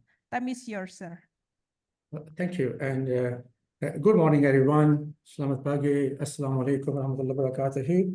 I am based in Surabaya, East Java, where Western State University has just opened up our campus. We got a permission from Indonesian government last year, and we are starting our campus in September. And I am the Pro-Vice Chancellor and Provost of Western State University, Indonesia, Surabaya campus. So really, the topic of partnership and sustainable partnership is very much close to my heart. And also, I have a passion for internationalization of higher education. So when this opportunity came to me about talking about sustainable partnership, I thought it was a really good area to pick for Perbanas Institute, because sustainability is an overarching concept. It's also a process where we go through of different phases. So when I talk about a sustainable partnership, I'm really talking about sustainable, impactful international partnership. Sometimes you have partnerships which are impactful but not sustainable. Other times you have sustainable partnerships but without any impact. So really, it's about forging a sustainable, impactful partnership and how those partnerships lead to internationalization of higher education. And when I speak about internationalization of higher education, I mean both internationalization at home and internationalization abroad. Excuse me. So for example, I am based in Surabaya, Western Sydney University here. So for us, it is internationalization abroad. On the other hand, Perbanas Institute conducting this conference today, inviting people from US, other places, and participant, and also for local audience, it is for them internationalization at home. So partnership, impactful partnership can lead internationalization both at home as well as abroad, and we need to look into both type of a partnership. I think before I get into my core topic, it is important that we really talk about why internationalization. And to me, one of the major goals of any education institution, and especially higher education institution, these days is to providing knowledge, skill, attributes to the students so they are relevant for the future. They are future-proof, they have global competencies, and they have relevant knowledge. So a failure to formulate, execute sustainable partnership strategies really lead to suboptimal second best outcomes for our students, for our staff, and our institution. So I'm going to address a few key questions. So one question is, what drives sustainable partnership with international partners? Why some partnerships are highly successful, and they're impactful, they're sustainable, and other partnerships are not so successful or sustainable? So what are the drivers of sustainable partnerships? Apologize to interrupt. You might want to share your PowerPoint presentation as well, sir. I think I just sent my presentation, so maybe someone can just put it on. Administrator will share it for you. Sure, Okay. please. Thank you, sir. Okay, thank you. So I'm still not onto my presentation yet, right? So maybe you can move to the next page. Yes. So really defining what we mean by internationalization of higher education. It's about the process of integrating international, intercultural dimension into teaching, research, and service functions of the institution. So that's a very comprehensive, holistic definition. And then I talked about internationalization at home and also abroad. Next slide, please. So question is, what drives the development, sustainable and impactful partnership for internationalization of higher education institutions? Well, that is true for both Indonesian universities, but also true for Australian university. Now, what are the drags? What lead to failure to develop those sustainable partnership and move on to internationalization journey? The other question is that internationalization of higher education institution does not happen in a vacuum. There's an ecosystem. And as Urbana Institute, Western Sydney University, we are part of that ecosystem. There are many players, and there are factors which are outside our control. Those factors impact that ecosystem. And when they impact that ecosystem, that impact us. It's like increasing the interest rate by the central bank, impact everybody, right? Directly, indirectly. So we are part of that ecosystem. So I will first talk about what I mean by ecosystem. Different players who contribute, we collaborate with them, and any impact on them impact us. Any policy change which impact those players in the ecosystem also impact us as an educational institution. Next slide, please. So when we talk about ecosystem, let's talk about the first point here, and that is the government and diplomatic government policies and national agendas. Now, when we talk about government policies and national agendas, I think this is very important because local government, provincial government, or national government policies, regulation, how they facilitate internationalization can impact the pace of internationalization and the partnerships. It's also about different countries have different regulatory environment, different accreditation bodies, different legal framework. So for example, an Australian university in Surabaya is working under Indonesian laws. So that means that we need to look at what is happening. What's happening not in your country, but also in the host country where you want to have partnership. What policy changes are taking place there? The second aspect is that how we benefit and how in that ecosystem, embassies of foreign countries, your country, consulates, and diplomatic staff assist you, help you to forge those sustainable partnerships. The first point is government policies and national agendas. So for example, giving you one recent example, the Australian government is coming a legislation to limit number of international students or cap on number of international students coming to Australia. But that will impact Australian universities. The second point is academic, research, industry partners, professional and accreditation bodies. Now, this leads to domestic and international academic, research, industry, community partners, visiting academics, researchers, and students, both undergrad, postgrad, PhD students. In other words, these collaborations, these stakeholders are important.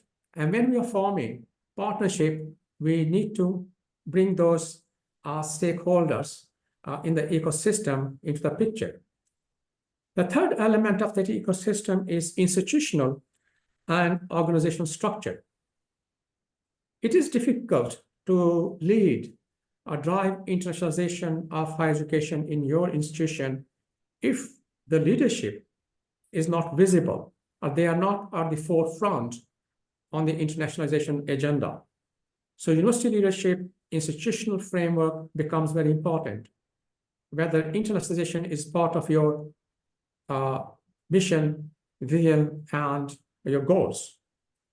Second aspect is the buy-in from your academics, researchers, administrative, and professional staff. You can go and sign a MOU, but really it's the staff who drives partnerships. Students and alumni, especially alumni, play extremely crucial role in helping you to internationalize your institution, especially if they are foreign students coming to your institution and going back to home countries. In that ecosystem, under institutional and organizational leadership and internal stakeholder, we also have I would say, professional and accreditation bodies. Okay? Because sometimes you've got a fantastic program, but host country accreditation body will not recognize.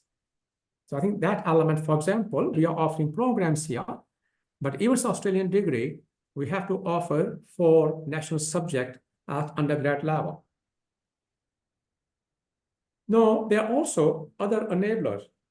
For example, if you're a Indonesian university, like us, Australian university, when we recruit international students, our international agent network become important in our drive for internationalization. There are edutech companies, there are pathway colleges, there are language center, language pathways. There are academic testing services, TOEFL, GMAT, GRE, IELTS, yes. So the point I want to make here is that you cannot simply have sustainable, impactful partnership if you do not take into account the ecosystem in which you are part of it. It's like a big orbit, and you're part of that orbit, and you have to move in the same direction. The second point I want to emphasize, second slide, please. And that is what are the disruptions happening in that ecosystem, impacting that ecosystem and our institution? What are the trends? And one is the rethinking and changes in the national and global context. So for example, Indonesian national agenda, digital transformation, for example, is different than Australian national agenda. So if you are internationalizing, and we are coming to Indonesia, we have to make sure we adhere to Indonesian national agenda, national priorities. Okay? So it's about reimagining and adhering to what's happening to national policies and how national policies are changing. And you are essentially aligning yourself with the national policy of your country or your government, but also foreign governments where you want to forge partnerships. There are economic consideration, there are cultural consideration, social consideration. At times, we need to be mindful of geopolitical environment and also demographic changes. So demographic, for example, students here in a different income, a different demographic bracket than Australia, right? The penetration rate, the university going youth has a different profile, a different percentage of a whole population. So we have to be mindful of those factors. The other aspect is technological and workforce evolution, changing future of work. I think what we are saying here is about technological disruption, changing future of work, where machine learning, exponential technology, robotics, I would say innovations such as ChatGPT are changing the skill requirement. So skill formation is different. Students require, our graduates require not only academic skill and professional skill. So how are we building those mechanisms in our partnership and what we want to achieve? Then we talk about increasing automation. Other important trends are, I would say, disruption, as we are moving away from learning for life to lifelong learning. And when you talk about lifelong learning, we're talking about micro-credentials. We're talking about executive program, corporate training, short courses. Yeah? So how we bring those elements into our thinking. The other aspect is pressure to adhere to environmental and global responsibilities. Now, as Western Australia University, just to highlight, in 2022, we ranked #1 on Times Higher Education Sustainable Development Goals. In 2023, we are ranked #1 globally in Times Higher Education Sustainable Development Goals. And just last night, there was a meeting about deciding who will be ranked #1, 2, 3 this year under Times Higher Education ranking.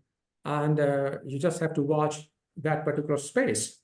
So that means collaboration where sustainable development goals become a common card which connects us all.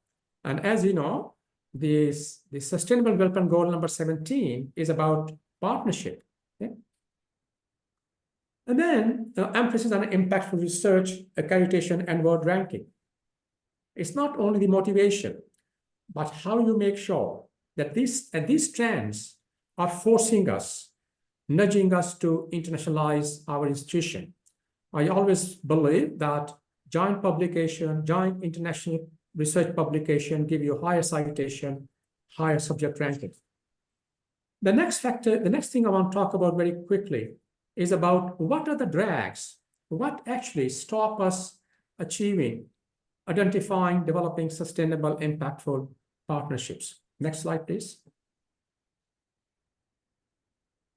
And that is a strategic disconnect. When you talk about strategic disconnect, means that you have a strategy to internationalize and have a partnership, but you don't have resources. So strategy without resources just become a dream to have an impactful partnership. By the same token, deploying resources without a strategy is a shortcut to failure. So the idea is that not only having the strategy, but having resources and deploying that resources very, very efficiently. The other point I want to make under strategic disconnect is that sometimes we have very short time horizon. It's like touch and go partnership. Now, of course, touch and go partnership do not last. Second thing is, and I think the previous speaker rightly so talked about communication, poor communication and misalignment of goals. Now, when we talk about communication, communication has three elements. Communication means the first step is connectivity. You have to connect with your partner. You have to find common grounds, common goals, common objectives. So one is connectivity, connection. Second thing is what message you convey, how you convey that message. That message has to be impactful and clear, unambiguous message. And when you have a connectivity and then you convey a message impactfully, you have a convincing argument. So it's connectivity, it's about conveying your message, and it's about influencing through influencing your message there. Other factor which let us down in developing sustainable partnership is the cultural and organizational mismatch. Lack of cultural competencies, a lack of cultural intelligence are insensitive to other culture. Sometimes we are unequal, imbalance in revenues, or imbalance in benefits, and imbalance in cost. So you have a partnership, student mobility, but you always run deficit. Yeah? So how you make sure? Because imbalance will not lead to sustainable partnership. At times, we sign an MOU and we want to stick to it, and we show rigidity and no flexibility. But as environment change, ecosystem change, policies change, you can only be sustainable if you have flexibility and adaptability to changing environment. And that's where you need to have a giant committee which looks after review those MOUs, because those MOUs sometimes becomes memorandum of misunderstanding because you are not building flexibility. Institutional structural challenges, and I talked about legal framework, regulatory framework, institutional framework, which act like entry barriers, and you cannot sustain relationship. Institutional complexities. Big universities are big ships, and it's very difficult to move within a single ship there. And that means institutional complexities becomes drags. And sometimes you have a diseconomies of scale. And diseconomies of scale and scope. That means you have a partnership which requires lots of resources with very little benefit. So you have to make sure that you optimize, achieve those efficiency. The next slide, please. That will be my last slide. I'm mindful of the time here. And that is about, my next slides talk about, next slide, please. It talks about what are the, okay, it is going to finish here, but let me still talk about it. And that is about the drivers. Now, if you just allow me 2 minutes here. And what drives sustainable, impactful partnership is a shared mission, shared values. Because if you have a shared values, you create values-based value creation. Other important pillar is strategic planning, is visible leadership and whole of the institutional support, not only one unit or one department. Clarity about what you want to do, why you want to do it, who's going to do it, and when you're going to do it. It's about why, who, how, and when. But these are important questions. Clarity about the motivation, why you want to have this partnership. If you're not clear, your stakeholders are not clear, your own staff is not clear. And long-term commitment, strategic commitment with built-in flexibility. That means you can change when you have to change. You must have very clear GPS, which can change depending on the situation on the road ahead. Operational efficiencies. You must have not only goals, you must have objectives. For those objectives, you must have KPIs. And then you articulate how you're going to measure your success is very important. Then about deploying resources to develop capacity and area of improvement. So for example, we have to understand that partnerships only survive if they're complementarities.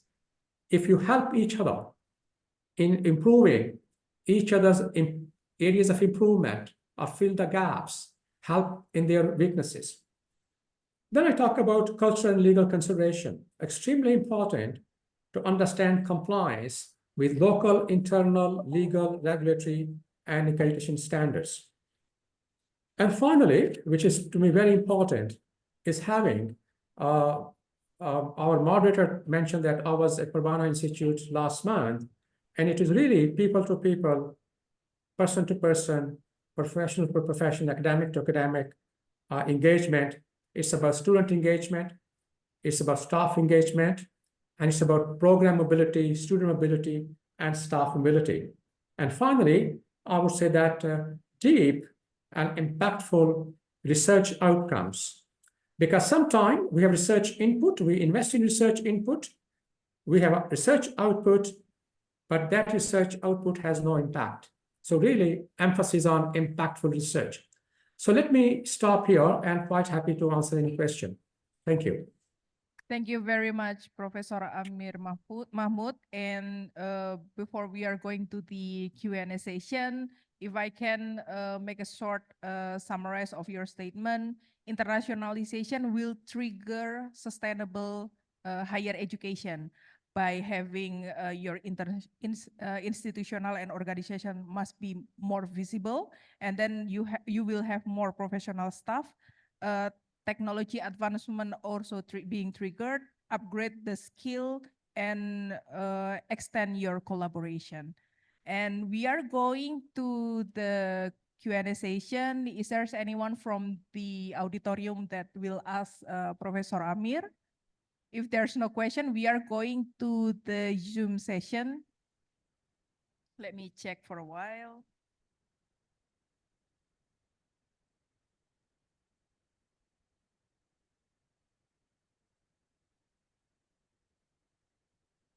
Okay, Professor Amir, the question will be your suggestion on what the government should do to elevate all the higher education, that not only public university that already have a lot of facilities and their resources to be internationally recognized, but also how government should elevate a small university or new university that we all have the same target, but different resources. Time is yours, sir. Thank you. I think it's a very, very good question from a private university, a private institution perspective. You are small, but you are beautiful, right? And what is required is assistance. Assistance doesn't have to be financial assistance. I find that I mentioned one point in my presentation, and that is your embassies, your consulate in foreign countries become extremely important because, for example, same true with Australian consulate in Surabaya or embassy in Jakarta, because their job is to really represent the country, irrespective of public or private university as such. 2 months ago, I was in Canberra, and there were around 40 Indonesian public and private university came as a delegation, and I gave a talk there. And I think that was one indication where Indonesian government is helping both public and private university in order to promote collaboration and long-term partnership. So my view, I can just emphasize one point, and that point is, for example, you want to do some due diligence about foreign partners. Public universities are fine, but let's say partner institution, private institutions. I think that's one area which you can draw from without putting any investment. So let me just stop here, because I think that one point helps us a lot establishing a campus here.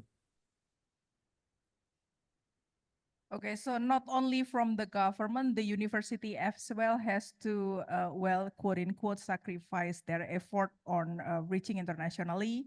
So even though the government provides some financial support, that won't be everyone can have the portion. So the university. Yes, just want to add one more point here. I think Yeah. it's very important, and there are a number of private universities. And I met a number of private universities, dean of business school when I was a dean in Western Sydney University, who are a member of international alliances. So that means you become a part of an international alliance or international organization of universities, different schools. I can, for example, highlight the business school, where you're a member of AACSB, or where you're a member of APBS, where you're a member of POSIBO, where you're a member of ABES 21. So there are a number of international organizations where you meet both public and private university across the world, and those universities are both public and private. And under one roof, I met many my Indonesian colleagues in international conferences are becoming a member of those alliances where you have our countries from different regions of the world. So I would say that's the best way, inexpensive way, where you meet lots of potential partner under one roof. Yeah, thank you so much. That the practical way, correct, Professor Amir. So you have to fill in all the association that related to your university specialty. For example, for Perbanas Institute, we are focusing on banking and finance industry. We can go to those associations so they also can elevate our university to collaborate more. Okay, is there any more question? One more question probably from the room? No question? Okay. Thank you, Professor Amir Mahmud, for your session from Western Sydney University, Australia. Hopefully we can see you again anytime soon in Perbanas Institute, or probably in Surabaya and most likely in Australia, right? Okay, thank you so much having for your next session. Good afternoon. Assalamualaikum warahmatullahi wabarakatuh. Before you leave the Zoom, we have a certificate for the panelists, for Professor Amir Mahmud from our rector of Perbanas Institute. We are delivering the certificate and we'll send it to you from the email as following up. This is our token of appreciation. Thank you, Professor Amir. Hopefully your knowledge and insight will be useful for not only in Perbanas, but all the audience and partners. Thank you. Big applause for Professor Amir Mahmud. Okay, we are going to this third session for our panelization, but probably to make it a little bit closer, I am going to move to the Zoom session. So the room is not too large like this. Hello, Bob. Hello, Professor Brinkman. Hey, how are you? I'm good. Thank you. I think I'm going to move a little bit to the Zoom session. So the room is not too large for me because this is too large for me. You are supposed to be here, sir. So I know. I wish I were there with you. Yeah, next time, hopefully we can see you in person in Perbanas Institute. Yes. Okay. All right. Well. Okay, Professor Robert Brinkman from Northern Illinois University.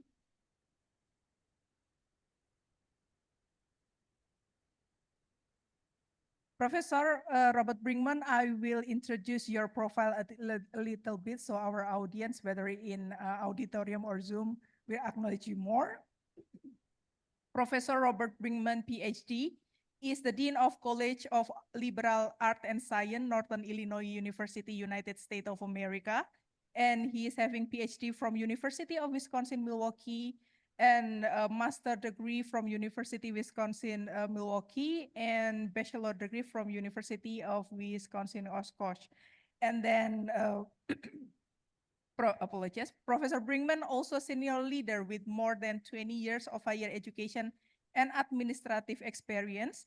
strategic, collaborative, and positive thinking with expertise in sustainability, research and budget management, curriculum, government relation and fundraising, diversity and inclusion, especially moreover, he is also expertise in accreditation, international affairs, economic development and stakeholder engagement with faculty, staff, alumni, and community. He is also having strong academic with extensive publication experience as an author and editor, result-oriented problem solver, in love with the idea that university transform the lives of our students and their community. So this is the correct and prominent speaker related to our topic, building partnership for sustainability.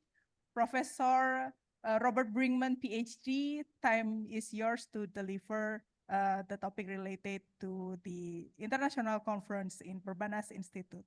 Time is yours, sir. Oh, thank you so much. It's so great to be here. And thank you for the invitation, Dr. Tifa Moria. It's great to see you, my friend. And also really honored to be on the panel with such amazing speakers today. And also congratulations on the anniversary of your institution. It's a really wonderful mark of success for you all. Could I have my slides, please? I don't know if you can see them, or I could share my screen if that's easier.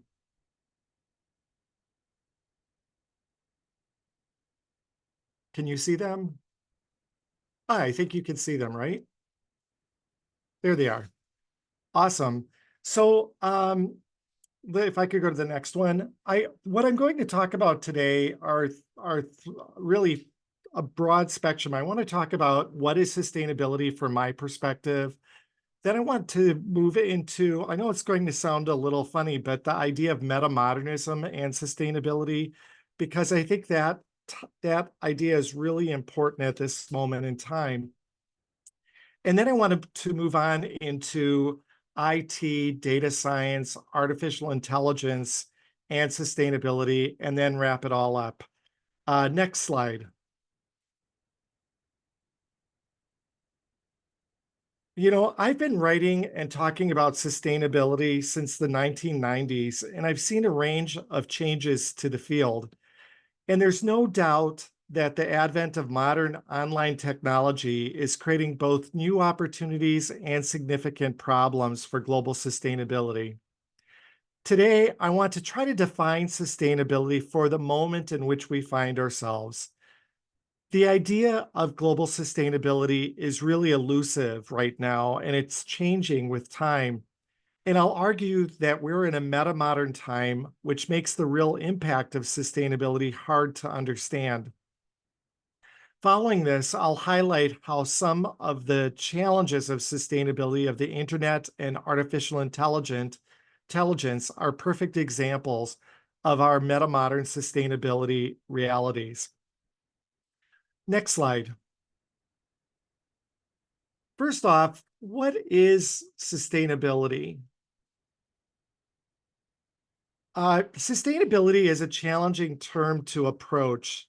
You know, it has come to mean so many things to so many different people. For some, it might mean it's all about trying to live green. For others, it's about finding ways to measurably reduce the impact of human activity on our planet. Next slide. For the last several decades, professionals in the field have used a definition based on the work of the UN's Brundtland Commission, which noted that sustainable development is development that meets the needs of the present without harming the needs of future generations. Built into this definition is the idea that long-term sustainability of the planet is mainly dependent on three things. Next slide. That we have to balance economic development, environmental protection, and social equity so that the world centers around sustainable activities. These three pillars of sustainability, environment, economics, and social equity, have been the center of sustainability thought since the Brundtland Report was published. Many governments, businesses, schools, nonprofit organizations, and individuals have worked hard to try to create sustainability within their organizations or homes using those three pillars. But how has this gone? Next slide. By many measures, not so well. Many of the world's natural systems are at a breaking point. While the economy in many parts of the world is doing rather well, environmental systems are failing. Some would also argue that many of the world's social systems are undergoing stress as well, particularly in poorer regions of the world. The idea of the three pillars is increasingly called into question as we see increasing problems with the environment. As our populations have increased and as our standards of living are enhanced around the world, we're seeing major planetary changes unseen throughout human history.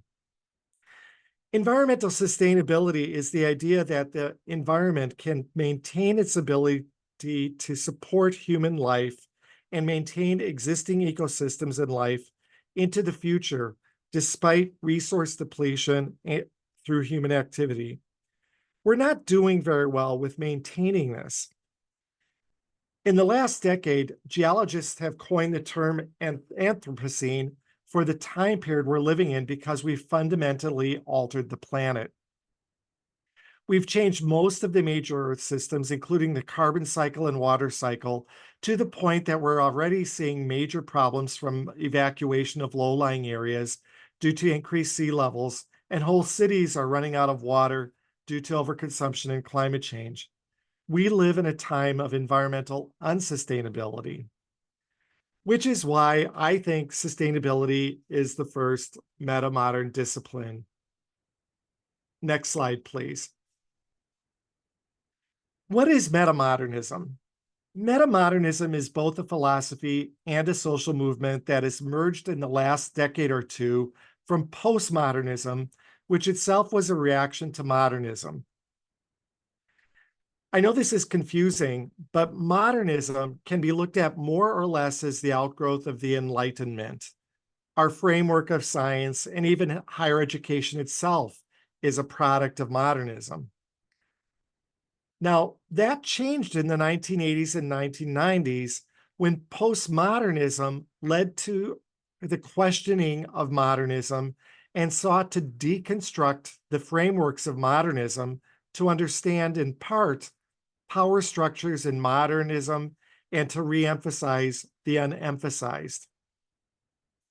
Now, I think we all get what modernism is. It's the basis by which we understand the standard truths of science and reality.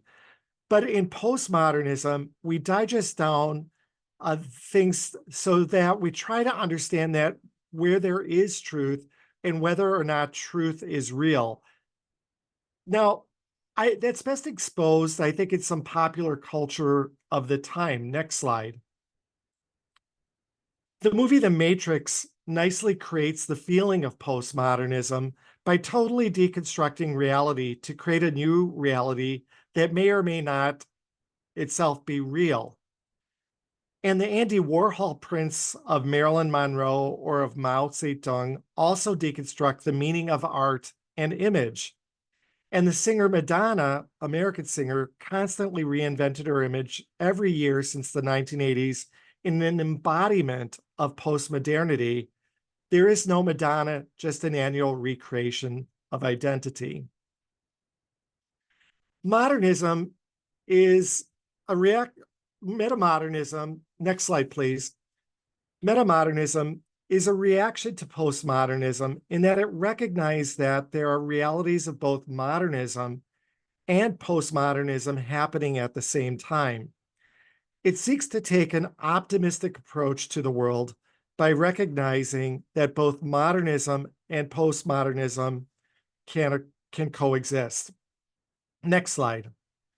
Politically, this is represented a little bit by the Trump administration in my country back during the pandemic, where they had very meta-modern policies in that the federal government was working on the pandemic and trying to solve it for the country.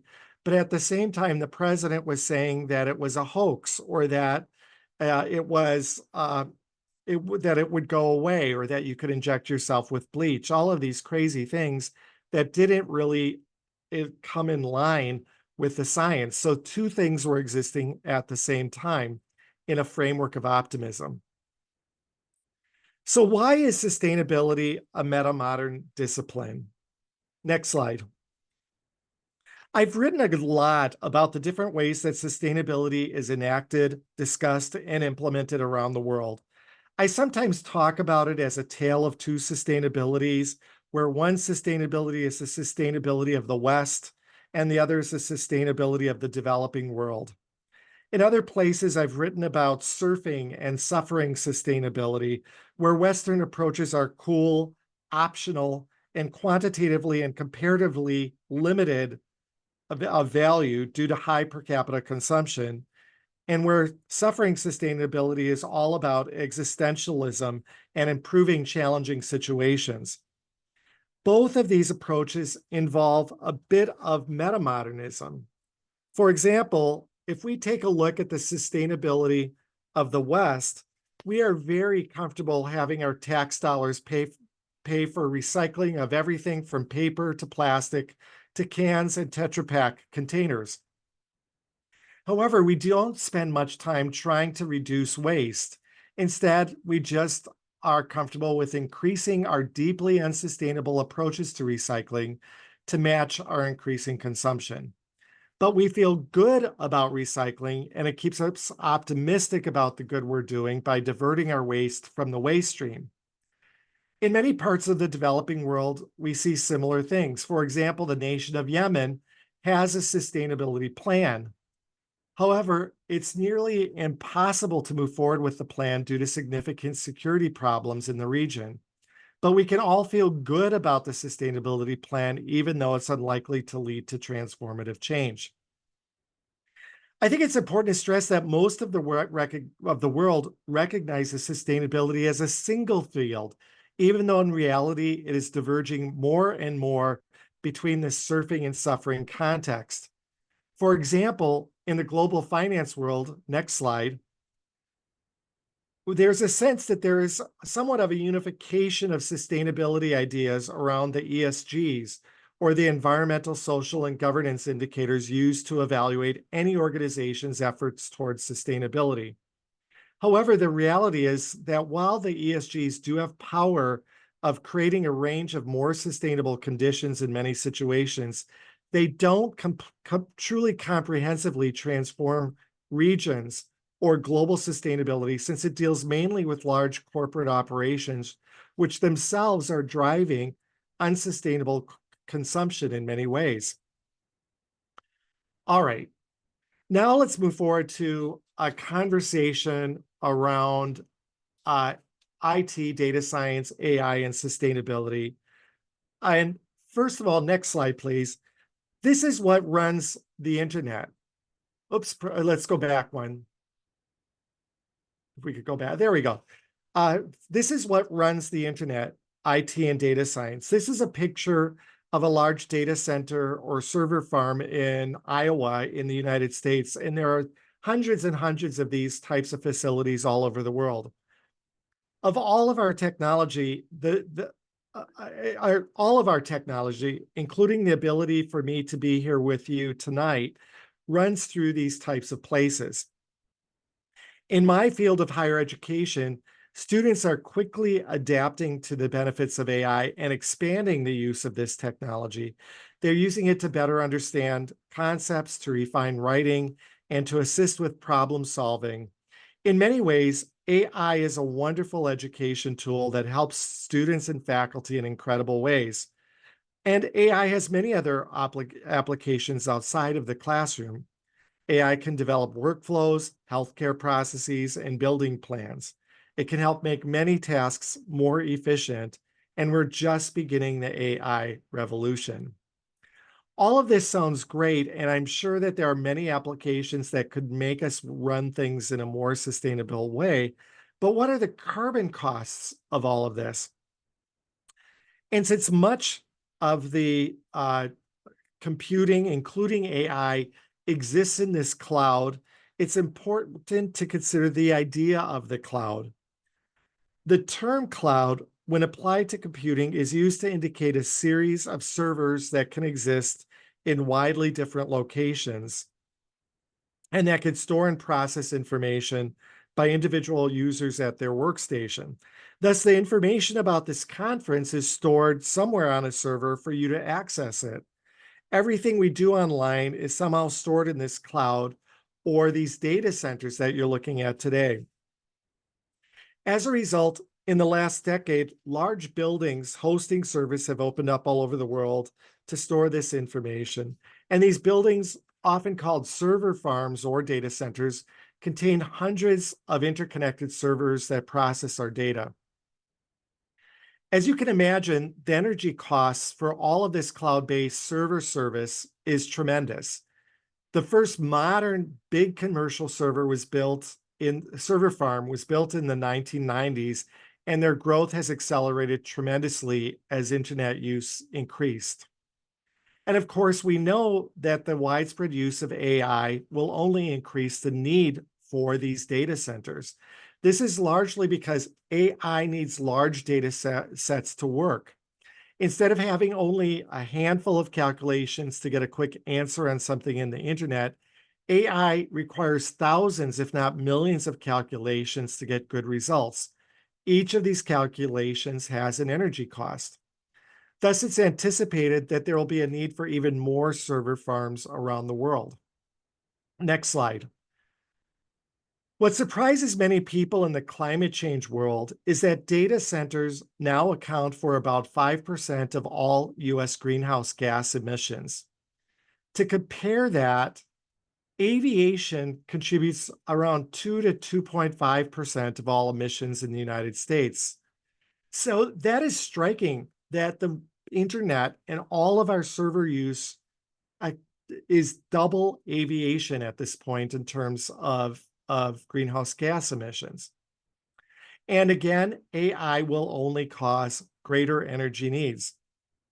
But while the AI and the internet are amazing, I don't think we've really come to terms with their real environmental cost. We're trying all kinds of new things with aviation, with greenhouse gases, but we haven't really delved as deeply as we need to with technology and sustainability.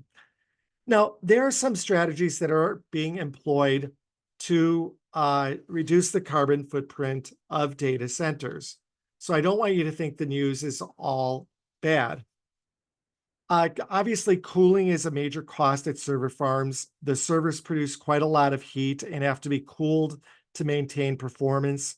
And as a result, a lot of these are located in cold climate areas, which will reduce greenhouse gas emissions. That obviously isn't good news for Indonesia, but we see these things being located in places in the far north to reduce greenhouse gases.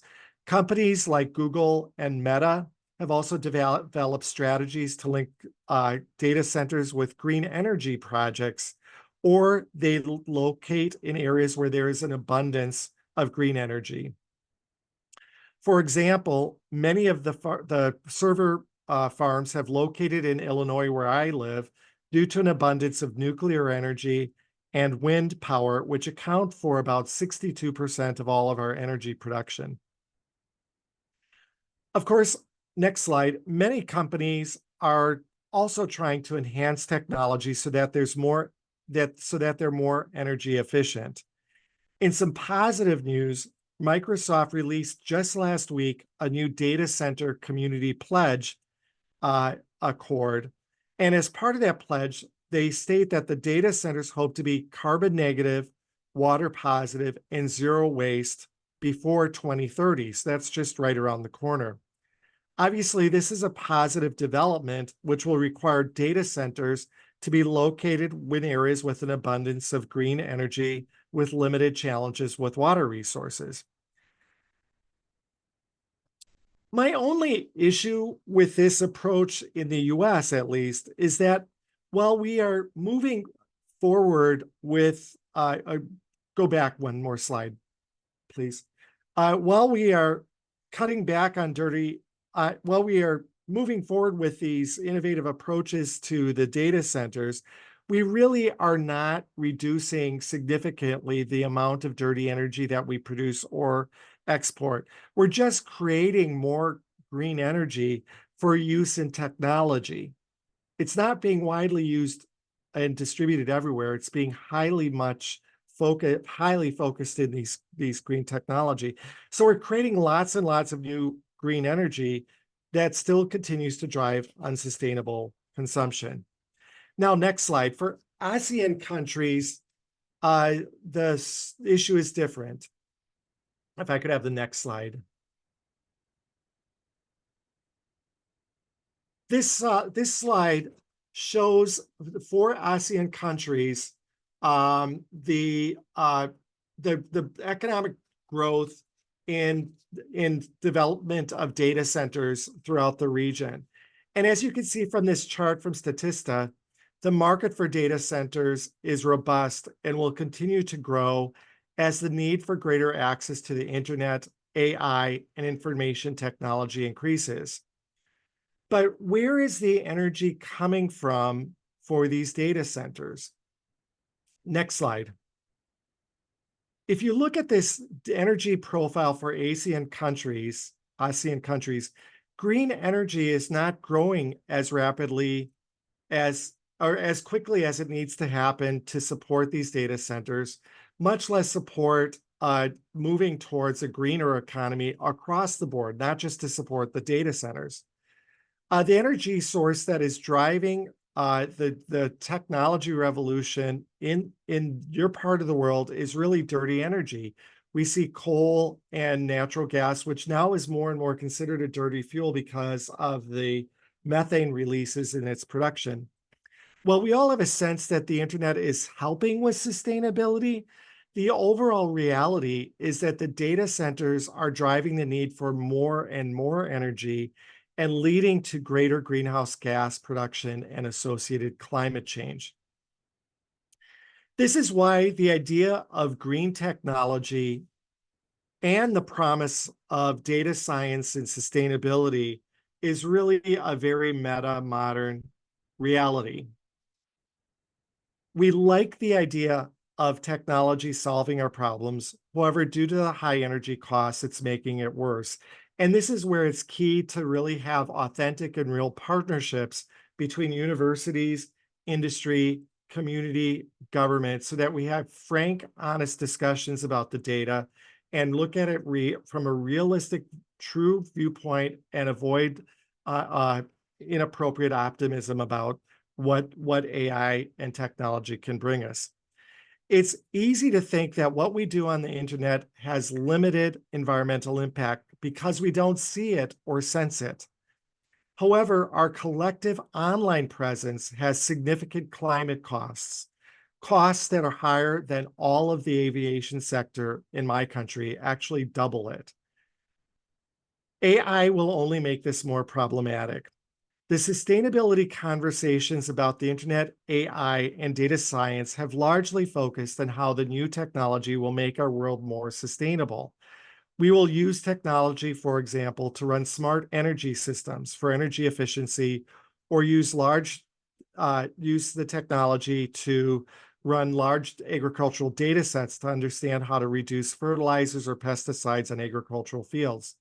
All of that is really wonderful, and we shouldn't stop.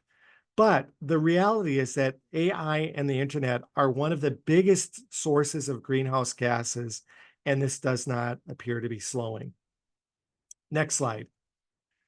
I'd like to close by saying that while I remain optimistic about sustainability overall, and the use of technology to address sustainability challenges is important to continue to work on that. It's also important that we have a critical eye on the reality of where we truly are as a planet. We tend to be optimistic and do many things that we consider green, but we also tend to overconsume, including in the technological world. As we continue to define and shape sustainability and sustainable development in this century, it's important that we are clear that while there are plenty of examples of successes, we have to look holistically at the technology to better understand how we could truly make it a positive sustainability tool, not a meta-modern showpiece. Next slide. Thank you so much for listening to me today. If I do have a blog that I've been doing for over a decade now, if you want to visit it, I post regularly on sustainability several times a week. And I also have a YouTube channel where I do a podcast on sustainability that I just started this year. Please feel free if you want to take a look at that. And I also want to remind everyone that together in partnership, we can make the world a greener place. But it all starts with ourselves. And if we can change ourselves, we can truly change the world. So thank you so much for your time.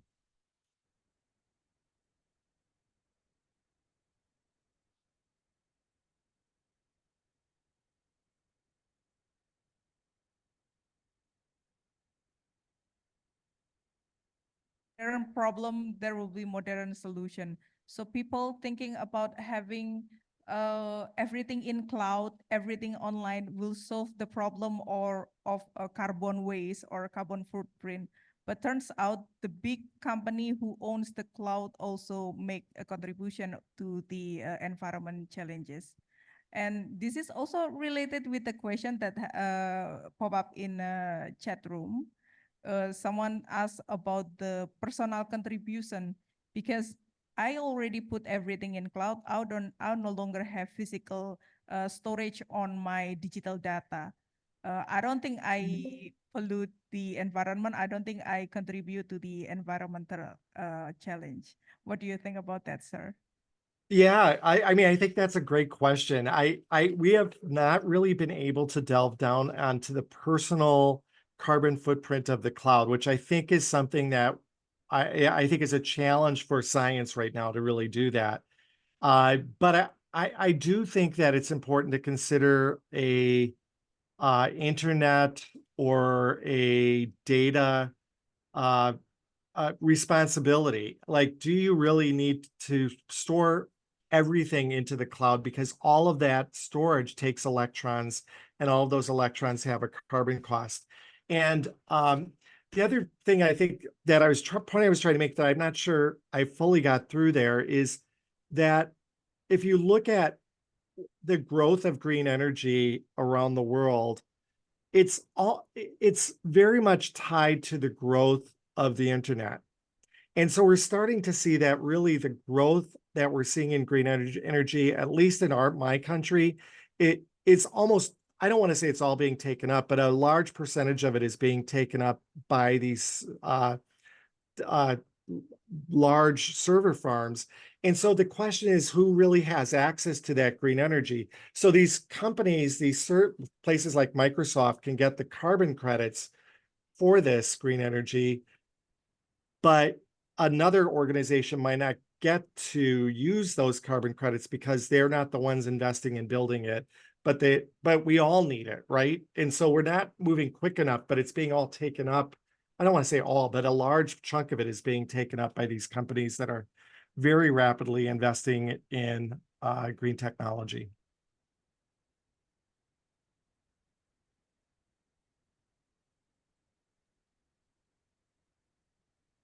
I apologize. I forget if I speak, I have to use the microphone because it's connected in the system. Okay, so the growth of internet users also impacting on the users itself, which is the population. If Right. one person say that ignorant thing about I don't contribute to the carbon footprint, if there is 1,000 or 1,000,000 of people say that, they will contribute anyway, right, sir? Okay. So Yeah, Mr. but Mhm. I also have to think that we will eventually move to a time when a lot of these companies will limit the amount of data that we can store, or they'll start charging us more for storage because of the carbon costs. And I also think that, you know, we feel like we can store unlimited amounts. And I mean, just think about how much your university stores on a cloud and what the carbon costs might be from doing that. And I think that we're starting to really question how much we really need to put online and store for how long, almost like we used to have storerooms of records that we would store forever and then eventually throw out. That what's happening is that the server farms are getting full of, they're essentially becoming our attic of data that has to be stored, but do we really need to store it? Yeah. And hopefully that also impacting the industry when they start producing like electronic stuff, digital stuff that have energy saving power or something like that. So even though people keep consuming, the negative effect won't be as high if we use just analog or conventional digital product. Right. Okay. There is one more question pop up in the chat room, sir. Let me check the question from Miss Berna. Can I have a question in Bahasa Indonesia? Okay, you may, ma'am, you want to raise your voice or directly speaking in the Zoom, and then I will translate it for you. Time is yours, ma'am. Thank you. Saya mau tanya dalam bahasa Indonesia, nggak apa-apa ya? Yeah. Ya. Tadi kan dia kasih gambar bahwa IT berdampak. Artinya, salah satunya dia usulkan untuk tidak banyak menyimpan di cloud. Menurut saya tadi dari gambar itu bukan masalah menyimpannya di cloud, tapi sumber daya yang digunakan untuk electricity-nya itu adalah masih gas. Jadi coal and gas. Jadi menurut saya internetnya jangan dibatasi, tetapi justru teknologi untuk menemukan sumber daya untuk menjalankan listrik itu yang harus didorong supaya, karena kan internet itu diperlukan untuk memberdayakan ilmu pengetahuan. Mungkin itu pertanyaan saya. Okay, thank you, Ms. Berna. If I can summarize the question, this is not only about the storage behavior of the person who used the technology, but the technology producer and innovator who should find another resources that environmentally friendly. What do you think about that, sir? I agree 100%. That's a very smart assessment. A lot of organizations have tried to enhance the computing. For example, quantum computing is emerging as a potential new technology tool that is much lower energy, but much faster in computation, but it's not as accurate. And so there's a lot of research going on right now to try to make these the technology itself much more energy efficient. So I think that's a really good point. Yeah. Professor Brinkman agree with your idea, Ms. Berna, that this is not only about who used the technology, but also the technology producer and innovator, such as in all over the world, we have a lower energy saving and faster movement technology. And probably in Indonesia, we also have a halal label for electronic right now, sir. If you see a couple times in Indonesia, at first people think that halal label for electronic is ridiculous, but turns out it traces back where the product come from. Does this product have a negative effect on the society? Have the effect on environment, and do they exploit the employee, something like that? So even though it will be a good idea to make a culture, that kind of culture in our industry. Yeah, and there's a lot of discussion around Islamic finance as well as being very tied to sustainability and the ESG. So I think that that's a really great example. Yeah, thank you. And we have someone raise hand. Mr. Septo, okay, Mr. Septo is lecturer of Perbanas Institute. Mr. Septo, you might want to open your camera and your audio. Time is yours. Yeah, thank you, Ibu Tifa. Okay, good afternoon, Mr. Brinkman. I do not know the time there, but I think I would like to suggest that the last screen of yours, you suggest that we should ourselves together, I think together to change the world. Is it right? Correct. Okay. this is quite difficult, I think. Why don't you write I, myself, have to change the word? I mean, that's because it is not easy to change other people altogether.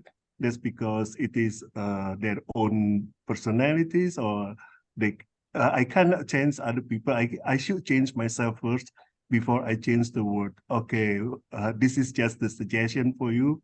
And then thank you very much. It is a really good presentation today. It's nice to hear you. Thank you. Thank you for that suggestion. That's wonderful. Yes, Yeah, I think thank just, you. for all of us, right?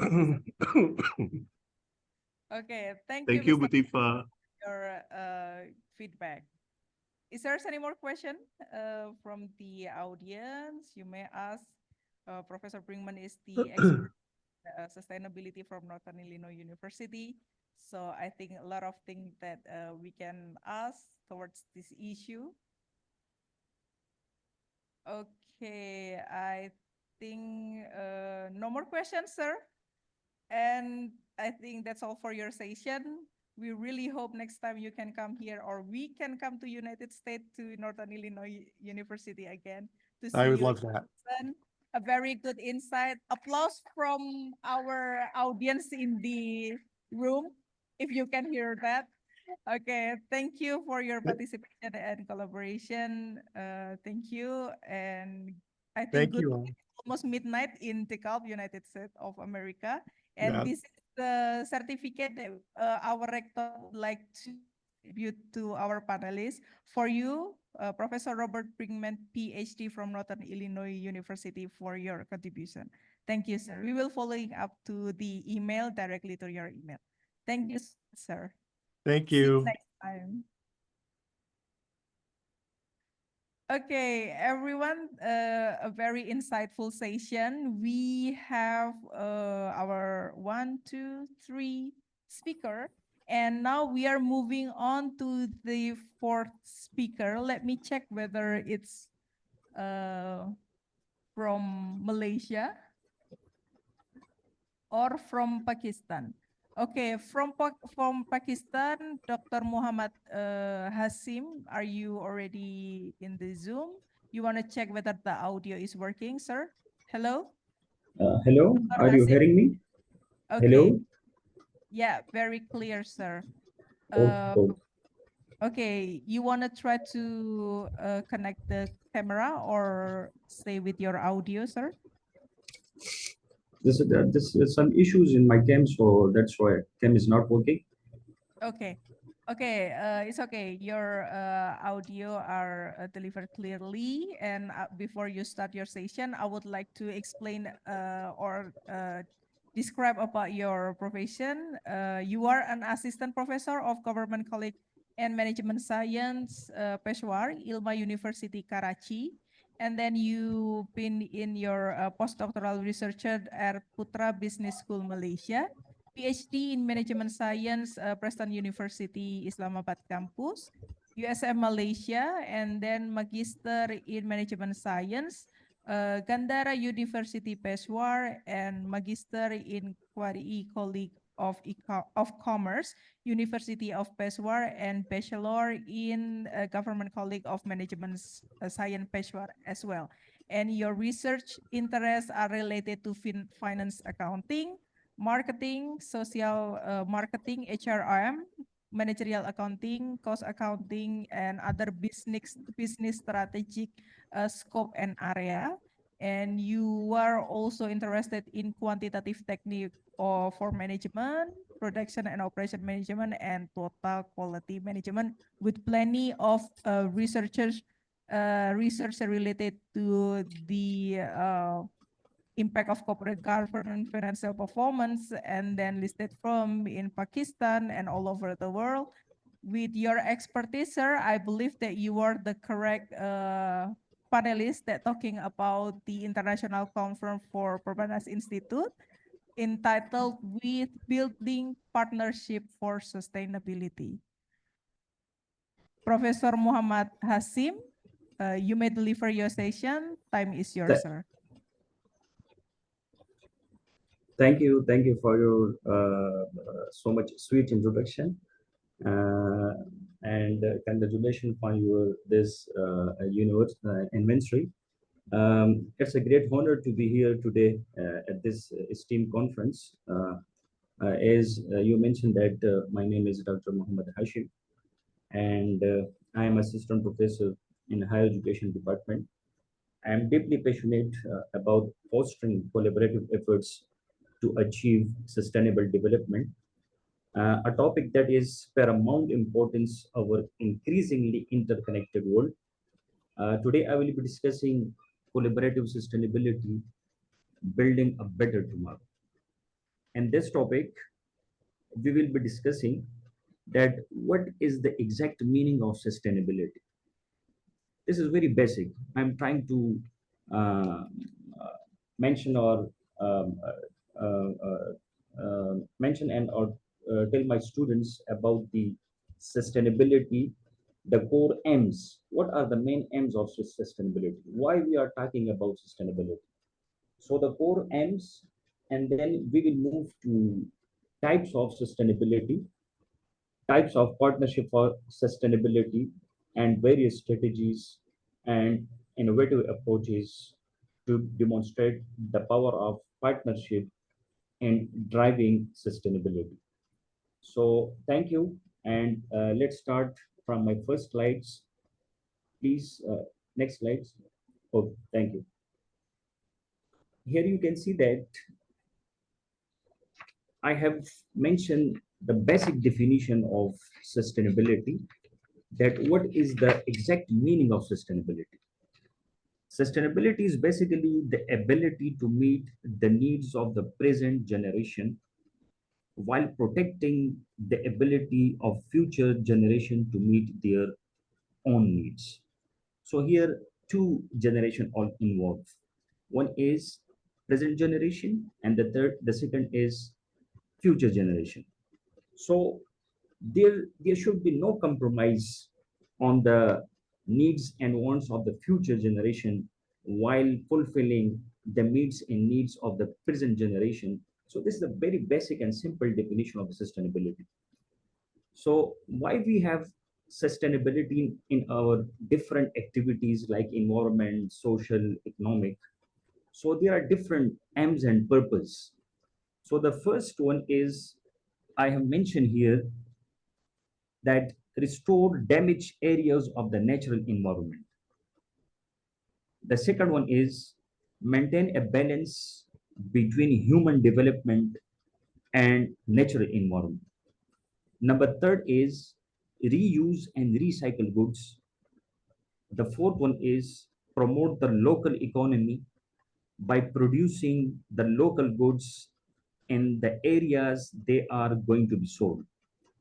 And fifth one is reduce our carbon footprint via alternative energies.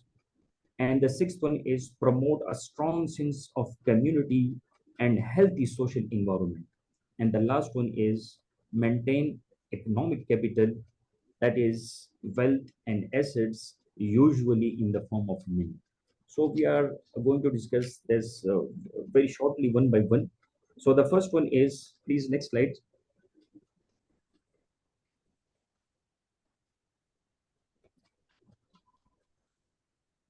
This is the first point, the aim of the sustainability that we are talking about, that sustainability is important, and we have sustainability in our different activities. So restore damaged areas of the natural environment. So what it does mean, this is basically, that the restoring the damaged areas, that reforestation, water land restoration, soil remediation, and habitat restoration. The first 3 points are very simple, that reforestation means that planting trees and restoring forests that have been cut down are burned, helping to rebuild habitats, improve air quality, and reduce carbon dioxide. Waterland restoration is rehabilitating wetland to improve water quality, provide habitat for wildlife, and protect against flooding. Similarly, soil remediation, cleaning and revitalizing contaminated or degraded soils to restore their fertility and ability to support plant life. So this is the basic that why we are talking that sustainability is important. Habitat restorations is basically the rebuilding habitats for endangered or displaced species to ensure their survival and promote biodiversity. Biodiversity, you know that the variety of all living things and their interactions. This is biodiversity. River and stream rehabilitation, removing pollutants, restoring natural flow patterns, and replanting vegetation along waterways to improve water quality and aquatic habitats. Invasive species, this is more important, that restored damaged areas of the natural environment that invasive species control, removing or managing invasive species that disrupt local ecosystem, and reintroducing native species involve the use of species natural enemy to substantially reduce the abundance of invasive species population. Marine ecosystem restoration, protecting the restoring and coral reefs. This term is basically coral reefs. Coral reefs is the exact meaning of coral reefs is massive structure beneath sea, and mangroves, a group of trees and shrubs and other marine environment that have been damaged by pollution or fishing or climate change. And the last one is pollution cleanup, removing litters, plastics, and other pollutants from natural areas to restore their health and beauty. So this is the first aim that I'm going to show you, just that why we are talking about the sustainability. So these are the first aim, that restoring the damaged areas of the natural environment. Please, next slide. The second is maintain balance between human development and natural environment. This is very important. That why we have the sustainability. The sustainability is basically bring a balance between the human development and natural environment. This includes that sustainable development, implementing practices and policies that meet the needs of the present without compromising the ability of future generations to meet their own needs. Responsible resource use. Responsible resource use, managing natural resources like water, minerals, and forest efficiently and responsibly to avoid depletion and environmental degradation. Environmental protection, enforcing laws, regulation that protect natural habitats, biodiversity, and ecosystem from harmful human activities.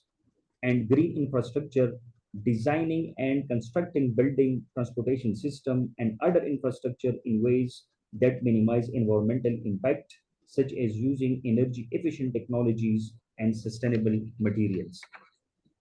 Similarly,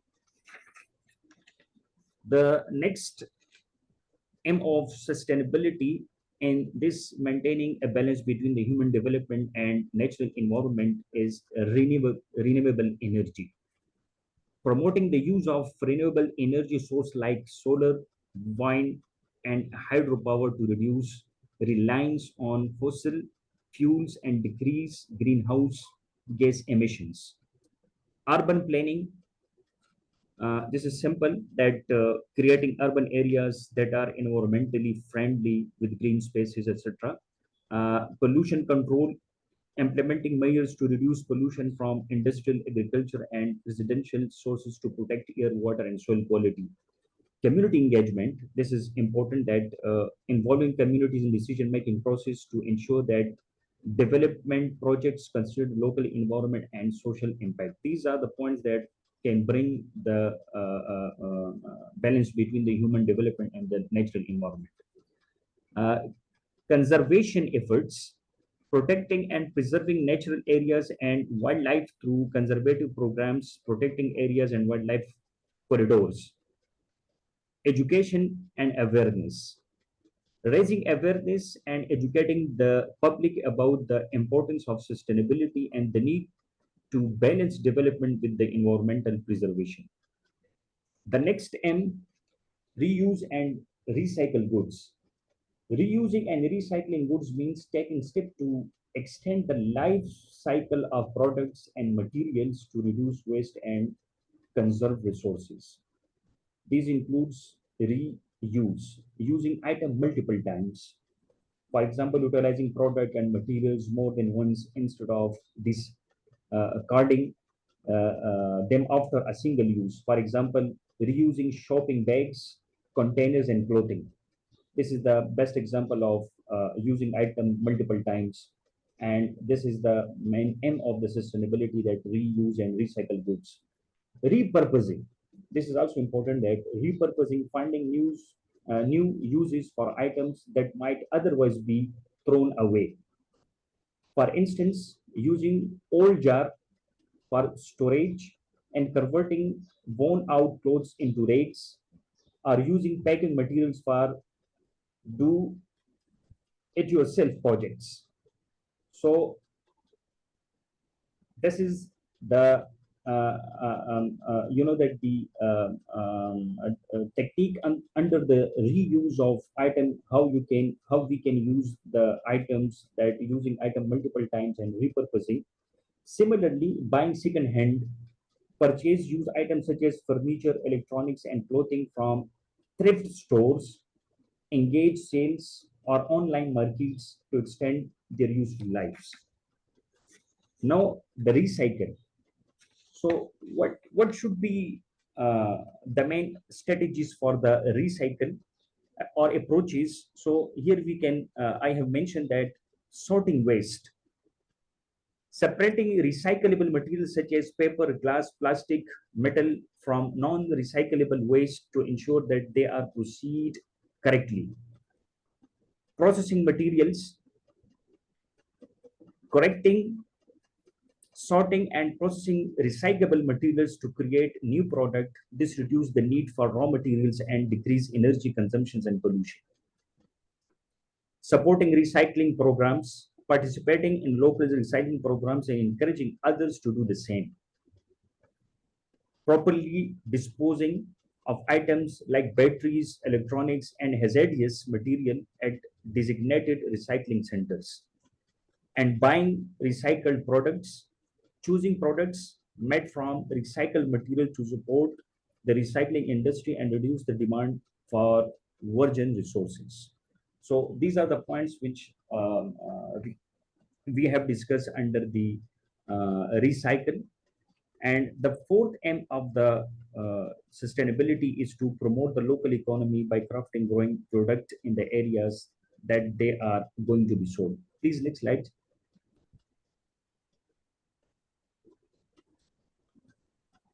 Next, please, next. We have discussed all this. Yes, this one. Please back, please back. Point number 4, please back one slide.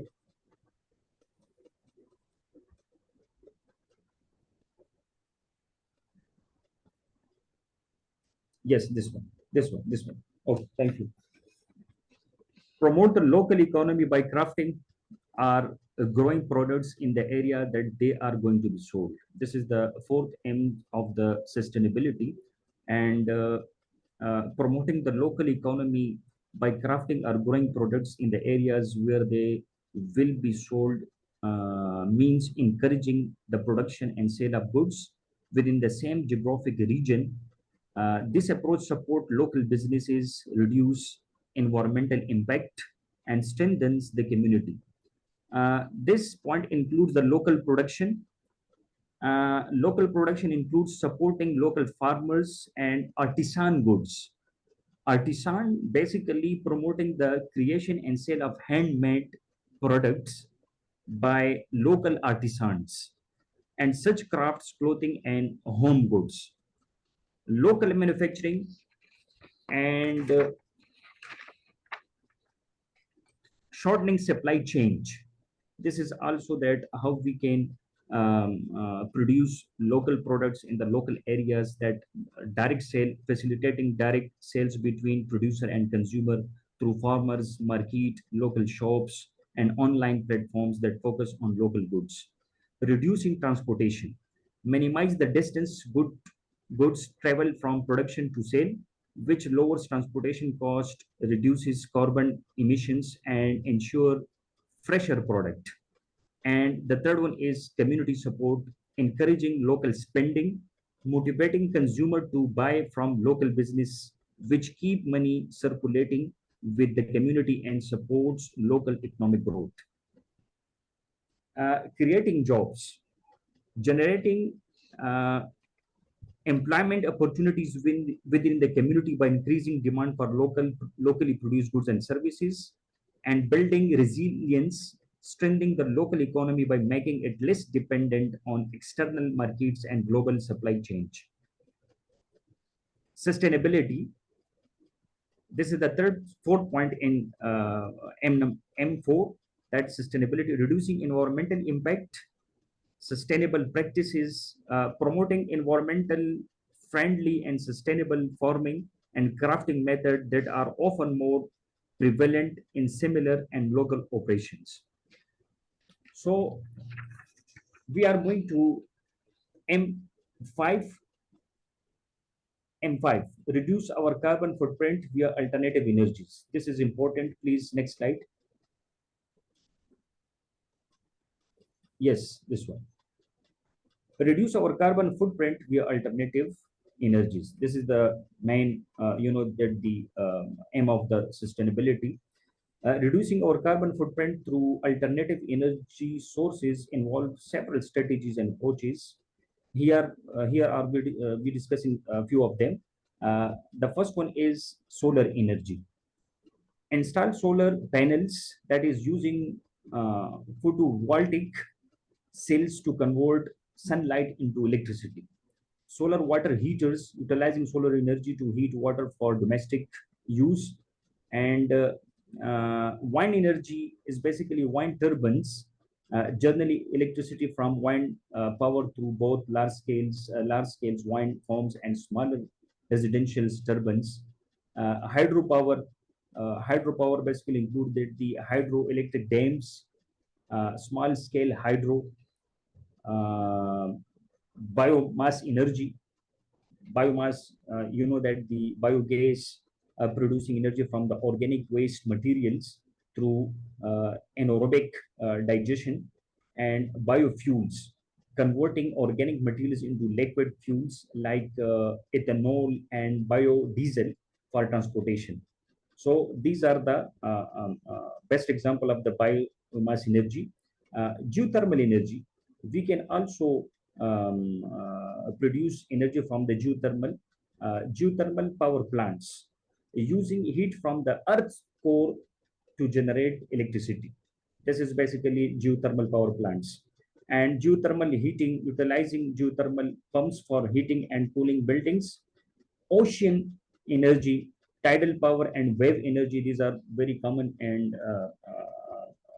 outside that European countries, that they are producing huge electricity from these two sources, that is the tidal power and wave energy. Tidal power is basically generating electricity from the rise and fall of tides. This is basically creating from that the ocean by adopting some strategies and different approaches. So tidal power and wave energies are very common and very efficient energy sources, so we can produce from these sources. So uh, energy efficiency appliances using device that consume less power, for example smart grids, insulation and waterproofing. These are the examples of the energy efficiency. Transportation, electric vehicles, sometimes called is EVs, and public transportation, that use of buses, trains, and other forms of mass transit, biking and walking, encouraging non-motorized forms of transportation. The sixth one aim of the sustainability is promote a strong sense of community and health, social environment. These are the, please next slide.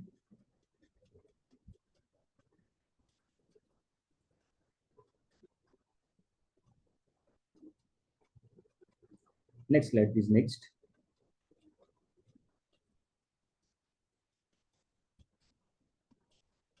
Yes, this one.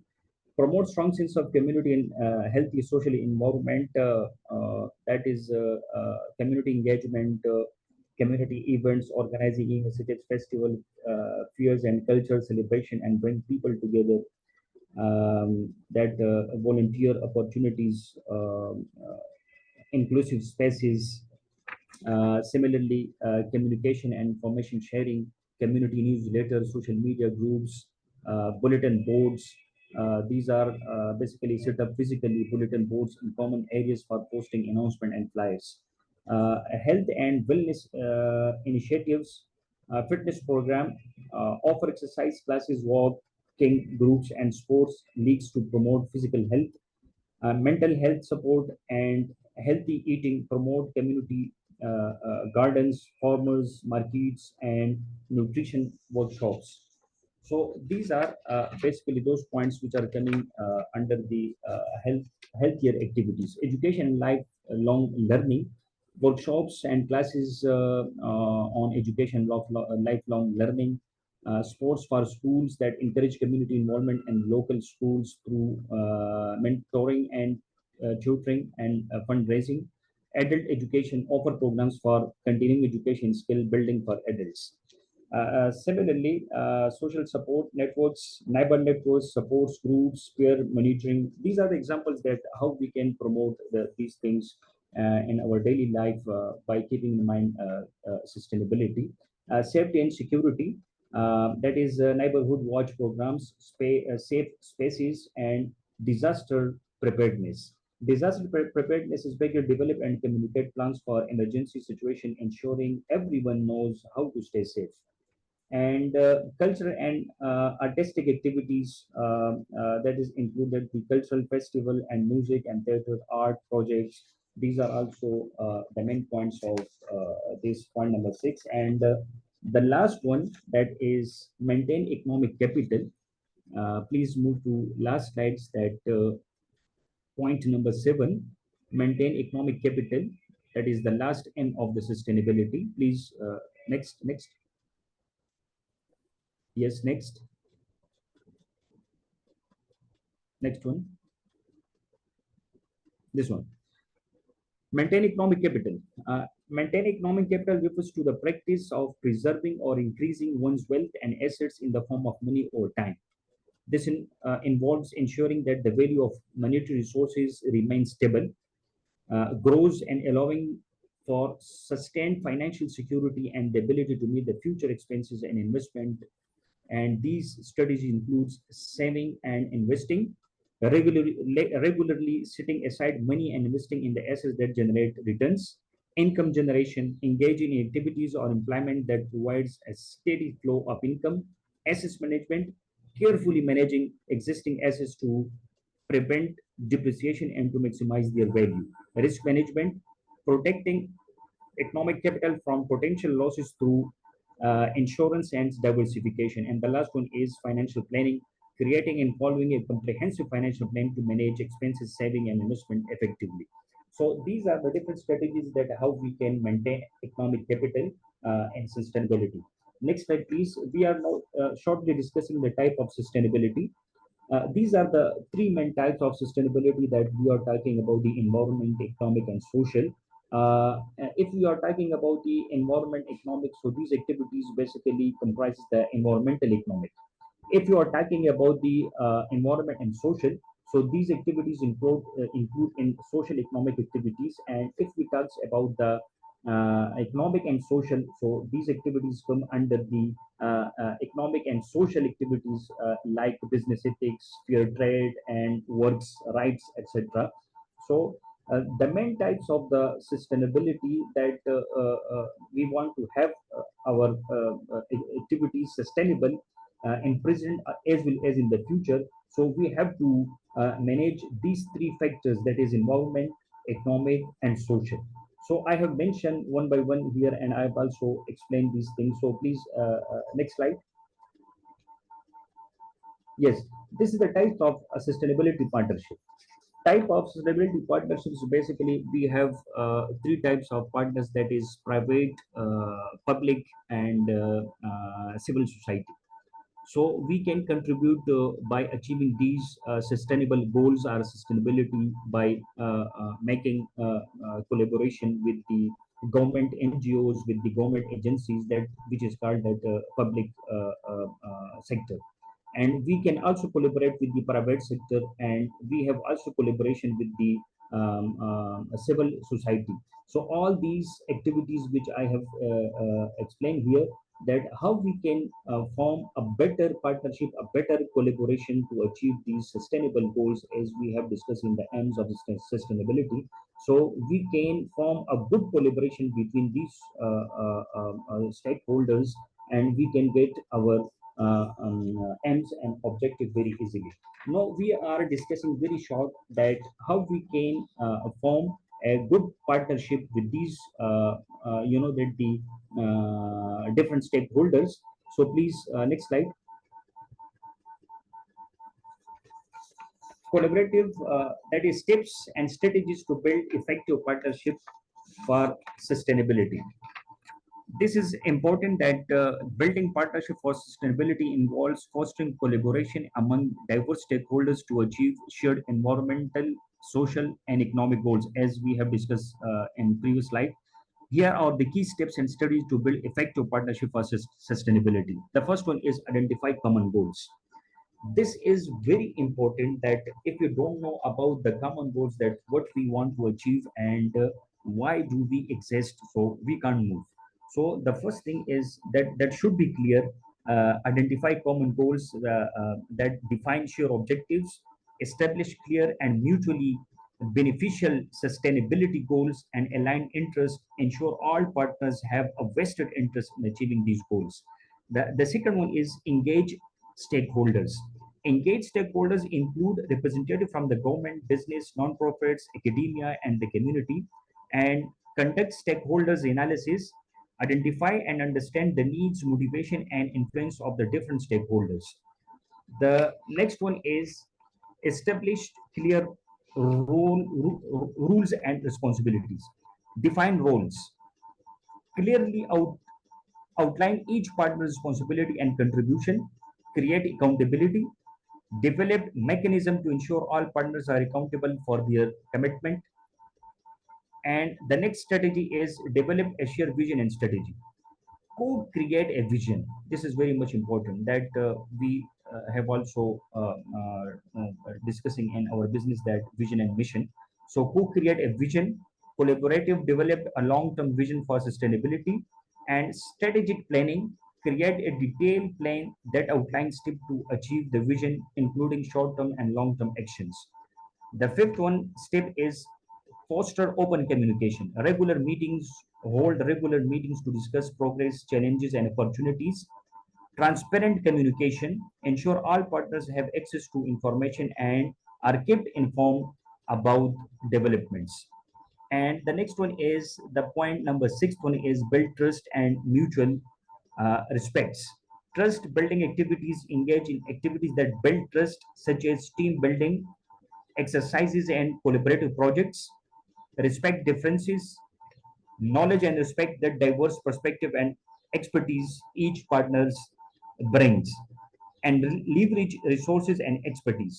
Resource sharing, pool resources such as funding, technology, and human capital to achieve great impact.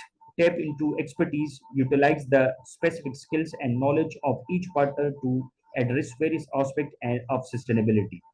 And implement pilot project. This is point number 8. Implement pilot project. Start small. Launch pilot projects to test and refine approaches before scaling up. And evaluate and learn. Continuously assess the outcomes of the pilot projects and incorporate lessons learned into future initiatives. And the next one is point 9 is monitor and evaluate progress. Set metrics, develop key performance indicators, and regular reporting. Create a report system to track and communicate progress to all partners. And the next one is promote continuous improvement, adopt and evolve, be open to changing strategies based on feedback and new information.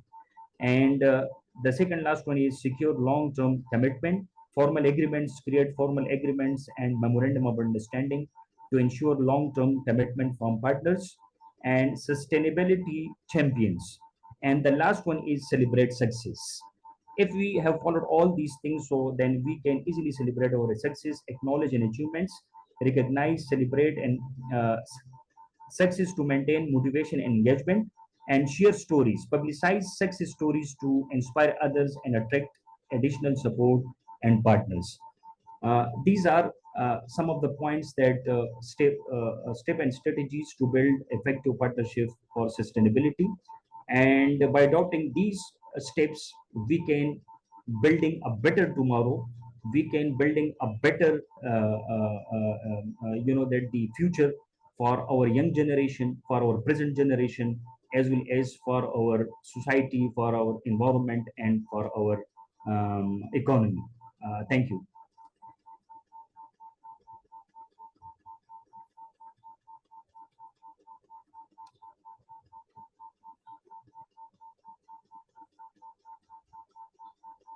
Sorry, I'm not listening. I'm not hearing. From the auditorium audience. Okay, Dr. Hasim, you still with us? Yes, I'm here. Okay, and I will ask the audience if there's any question or feedback for Dr. Hasim presentation. Okay, because probably it's very clear presentation. So far there is no feedback in the chat room, but I would like to make a little summarize of your presentation, sir. So you explained about the sustainability idea is not about ourselves, so we have to consider our future generation that also will use the resources for maintaining their livelihood in the future. And then in sustainability idea, you don't have to be merely thinking about the environment only or social only or make a profit, but also elevate other factor as well, such as local economy, and then looking for alternative energy to reduce carbon footprint, and then energy efficient, also considering the economic capital, because if you are totally into a sustainability but you don't make profit, your business also will be disrupted. Is that Yes, correct, yes, sir? very, For very summarize. clear. Yes, very clear and very comprehensive summary. Thank you, Dr. Muhammad Hashim, for your session. Hopefully we can see you in person in Perbanas Institute, or we come to your university in the near future. And we have a very nice collaboration, and thank you for your insightful session. Thank you. Okay. Thank you very much. And we are having the fifth presenter or panelist.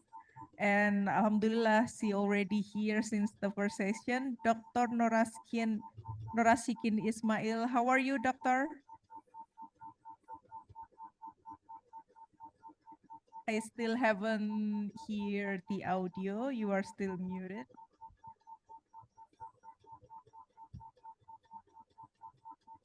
Is it correct? Committee, the next session is from Miss Ismail. Okay, Dr. Norasikin Ismail, I haven't heard your audio. Probably you can unmute your button. For the committee, can you please unmute the Miss Norasikin Ismail unmute button, and then she can approve from apart.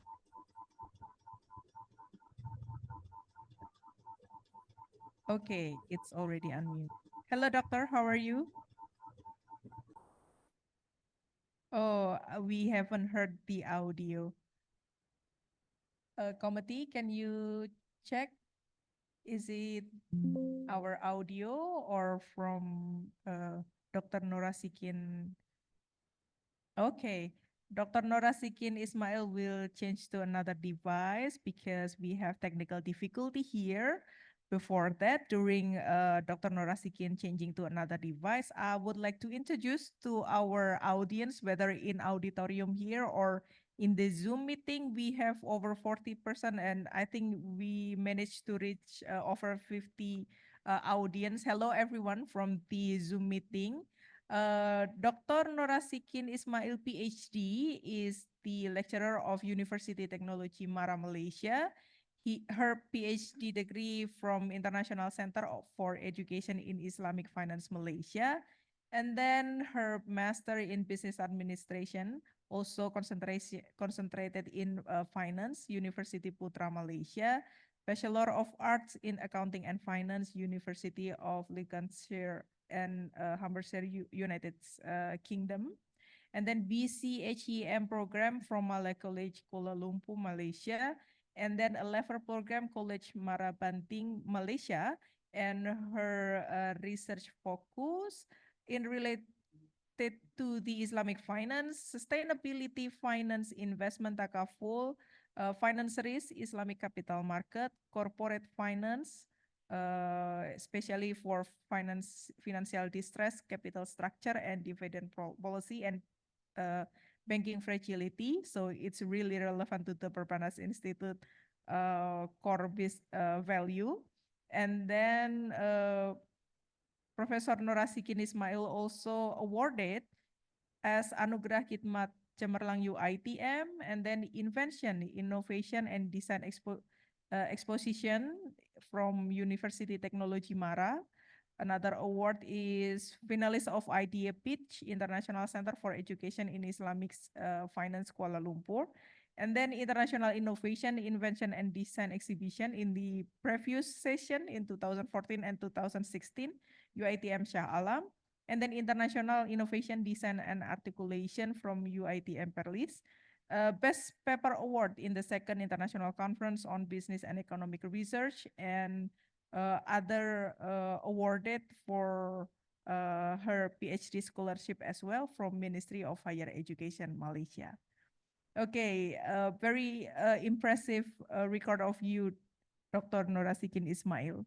We would like to come back to Dr. Ismail. Are you having your audio connected, ma'am? You can try. Hello? Still not working, or you want to use a second device online from your phone, and then you can turn off the audio of your computer so we can hear your voice through Zoom session from your gadget, from your smartphone.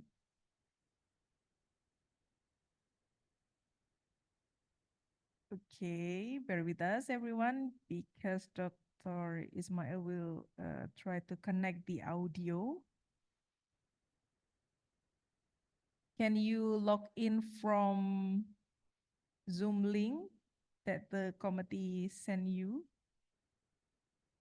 to your phone, so we can connect the audio from your smartphone and the camera from your current laptop?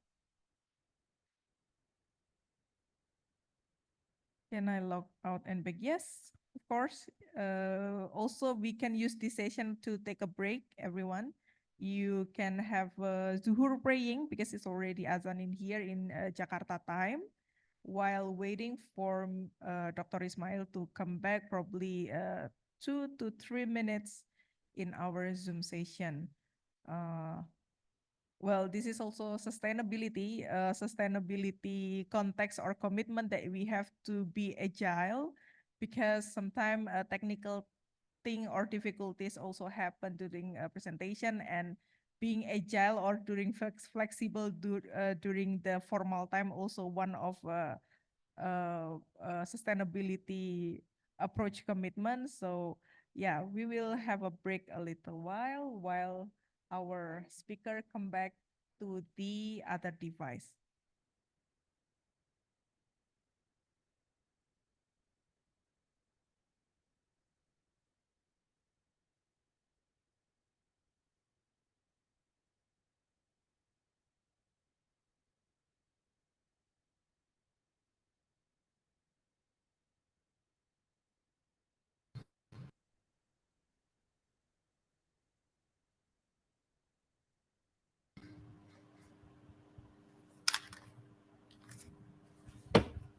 Assalamualaikum. Waalaikumsalam warahmatullahi wabarakatuh. Okay, you can Welcome hear me. back, In Dr. and out. Ismail. Yeah, I'm so sorry for the technical problem on my laptop. It's okay, ma'am. Okay, I just explained to the audience that flexibility is also part of sustainability. So we are quite flexible with the technical difficulty. So it's okay. Because I So already received your little CV. You can try to share your presentation, ma'am, or from the committee, we'll help you to share the slide. You want to share your slide by yourself or from the company? because it shows that there's a disable share. So because the host is disabled screen sharing, I couldn't share. Can they make it? Oh, your sharing session option. Okay. Wait. Sharing option. Let me use my slide presentation from my laptop. Was it okay with that? Yes, committee. But they got to disable first. Yeah, add Miss Norasikin Ismail as the host so she can share the presentation from her laptop.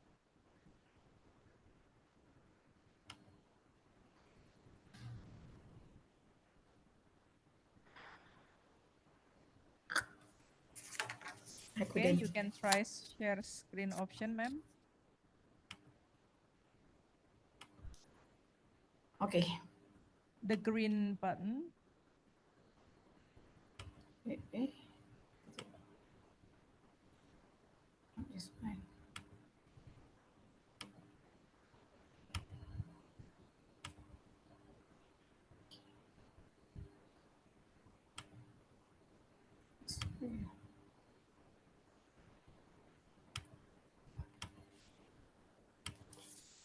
Okay, Bismillahirrahmanirrahim. Rabbi Syahli Sadri wa Yassirli Amri wa Hlul 'Uqdatam min lisani yafqahu qawli. Okay, Assalamualaikum and a very good afternoon to all the participants and especially for the Dr. Tifah Nur Amelia, and to the special thanks to the Perbanas institution for inviting me as one of the panelists in the respectful and prestigious conference, and happy anniversary. Okay, can you hear me? Can you hear me or not? Yes, we can hear you. Because I'm so worried. Yes, your voice is good. Yeah, okay. Okay, I'm so sorry for the technical problem on my laptop. Okay, I believe that most of you are now eager to go for lunch breaks. So I'm trying to make it as short as possible because I'm sure if you look at the four panelists, they have shared a lot of regarding the building sustainable partnership. Okay, let me share my presentations for today. Okay, my topic will be on university industry partnership. So what I'm going to do is, these are the outline of my presentations where we will look at the concept of partnership, the university and industry partnerships, and not only that, we also look at the university industry corporations UIC domain. And again, of course, when we have looked at the UIC partnership, it is important for us to look at the benefits of the sustainable partnership. And not only that, we also have the collaborative research and development university industry sustainable partnership, and last one would be maturity model for the university industry collaboration. And at the end of the sessions, I will give some summary from what of my presentation is all about. Okay, without further ado, okay, let's go to the first one. Okay, when we talk about partnership, I'm sure that what comes to our mind would be two or more partners where we combine asset and liability. That is actually the normal practice or the layman understandings of partnership. Okay, let's look at this one whereby we can see that a partnership is actually a cooperative arrangement between the public, private sectors that involve the sharing of resources, risk, responsibilities, and rewards with others for the achievement of joint objective. Okay, if you look at this one, what I mean by joint objective, it means a common goal for both parties that interact together. And again, there was a definitions of by the Codenman and Albert. They define the partnership as a formal relationship that bring together multiple and diverse stakeholders and provide a certain arrangement to share resources to achieve a common goal. And we can see that partnership is also defined or described as a voluntarily collaborative relationship between or more party with a common purpose. So at the end of the day, what we can see that the partnership is about elements of communications, collaborations, cooperation we need to be addressed in order to achieve the to get along with the sustainability changes today and in future. So that is actually a brief idea on the partnership. Okay, next we'll go to the next one. Okay, there's a study by the Gallen and Mullen, 2019. Okay, these authors have come out or proposed the UIC domain, which is actually university and industry partnership or cooperation framework, whereby on that particular framework, they define the partnership as collaborative interactions, cooperative efforts to transfer and exchange knowledge.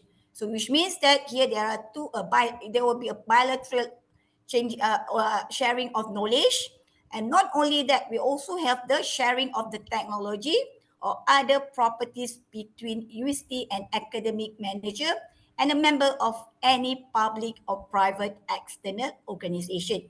So from that, the keyword here, you can see that is a collaborative interaction of sharing the knowledge, technology, and other property. So other property here means it can be intellectual capital, which is actually from the both party.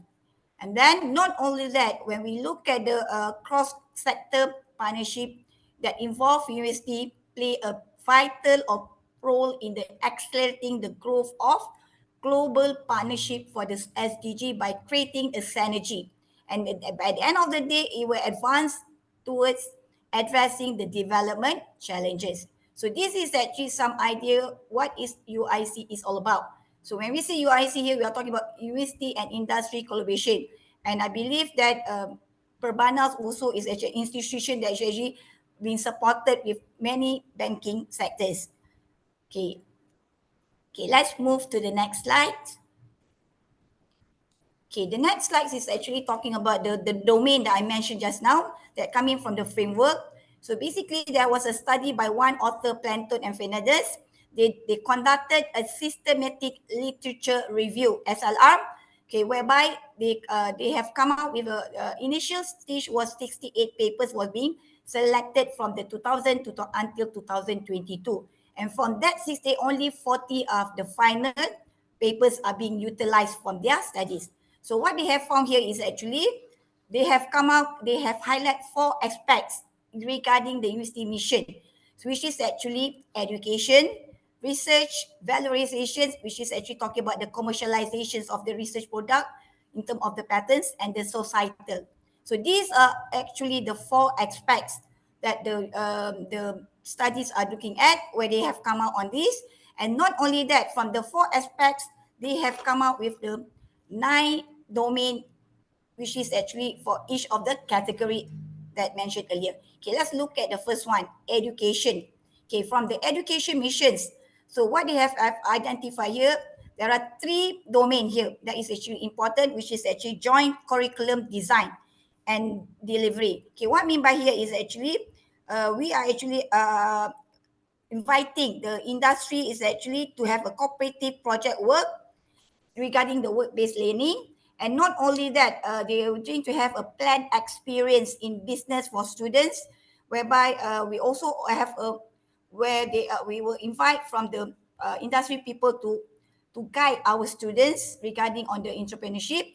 And again, we also have the guest lecture by the business representative. And in fact, in UiTM Johor itself, we do have also the what you call it, CEO talk, whereby from our collaboration with the industry. And not only that, we also invited the curriculum evaluation and joint supervision of PhD. And again, when we talk about the curriculum itself, we do also have the roundtable discussion with the industry just to improve our syllabus and curriculum so that it align with the industry expectations.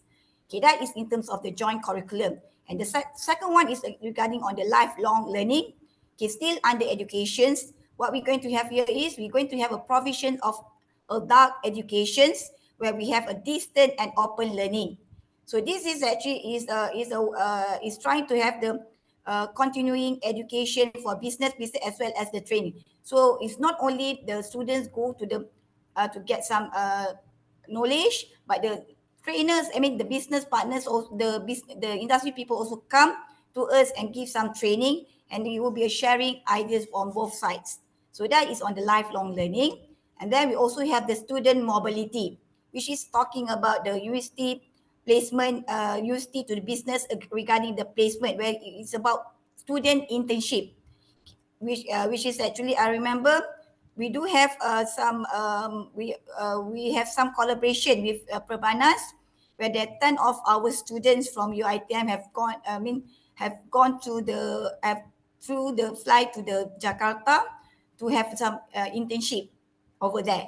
So which is about one semester, I think from October till February. Okay, that is regarding. So that shows that that is in terms of educations. Okay, let's look at the research research mission, whereby we hope to have there are two things on the domain here. We are talking about the professional mobility, which is actually we are talking about the sabbatical periods for professors, adjunct professorship for professional, whereby we invite industry people or alumni to be our adjunct professor. And in fact, we do have at our campus where we have our alumni Dato' Arya Putra as our adjunct professors. Okay, and then we also have the what you call that collaboration regarding research and development. So what we're going to have here is there will be a joint and research and development activity, like cooperative research project funded by industries, contract research, R&D consultings, and joint publication with the firm and co-finding the PhD student and industry PhD. Okay, I remember during my study in PhD in INSEF, we do have INSEF. I'm sure that most of you are very familiar with International Center for Education Islamic Finance, where I was graduated PhD. Okay, at my university, they do have some what you call that co-funded from the industry, whereby they give some what you call that sponsor and grant. So those from the foreigner to be part of the student. So at least so which means that they get some money. So for their education in INSEF. So this is actually initiative taken by the INSEF itself, so that it can build up more candidates to join the INSEF as a student. So whereby, and not only that, in Malaysia, we also have the Etika Takaful, actually inviting all the researcher and academician to apply for their research grant that related to Takaful. Okay, and then when we go to the next one, which is regarding the valorizations, this one is talking about the commercializations of the research and development result. So what I mean by here is actually, okay, once we have done with the outcomes of our research, so it is essential for us to change our output into the commercialized product, because by having that shows that there's a trading of the intellectual property, and again that shows that our research are valuable, whereby the product can be come out from the output of our research. And not only that, we also have the entrepreneurship, which is actually action towards the creation of new venture by student and academic based on not in research. So this is like having an entrepreneur, what you call center for the students, so that it encourage students to work independently, being a businessman or woman. Okay, that is on the valorization. And the last aspect will be on the societal, that consists of governance and philanthropy. So what I mean by governance here is actually corporations at the management level of the university. So here means that the business lender got to be involved in the university decision making and sitting on the boards. And not only that, the faculty level also must be get involved in the industry level. So at the end of the day, there must be an academician involved in the decision making of the firm or sitting on the board of firm. So it will be a two-way sharing knowledge on that. So that is on the domains of domain from the UIC corporation. Okay, let's move to the next one, which is on benefit. Okay, of course, we have already looking at the UIC domain. It is important for us to look at the benefit. So here we have categorized into 4 categories. First one is in terms of industry. So what do they get from the UIC domain? Okay, the first one is actually, we can see here is access to the state of research as well as a new knowledge. So which means that we are trying to expand our knowledge to a better network of international experts, in a way that the more people involved in that research, it can link better quality of the research. And then we also have the consolidation of industry reputation among the client, partners, and potential employees. And not only that, from the industry perspective, what we're going to get is actually portfolio diversification, whereby from the research that being conducted by academician, they can develop a new product or services. So that's why just now we have the commercializations of research and development outcome. And the last part, of course, we can have a cost-effective research and reduce risk. So this is actually the fourth benefit that goes to the industry. Okay, what about in terms of our side as an academician or university? What can we learn from the UIC? So first one is actually we can have a source of income for university, either public or private. We know that now most of us are actually having a very tight budget. So it is important for the industry to have some, to provide us some funds so that that is an income to us to generate, to conduct a research.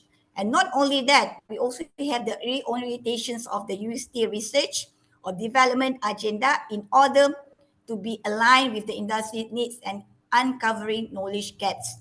And importantly, our main stakeholder in the university will be student. So the student itself can have a real world experience when they go and having some practical from this internship.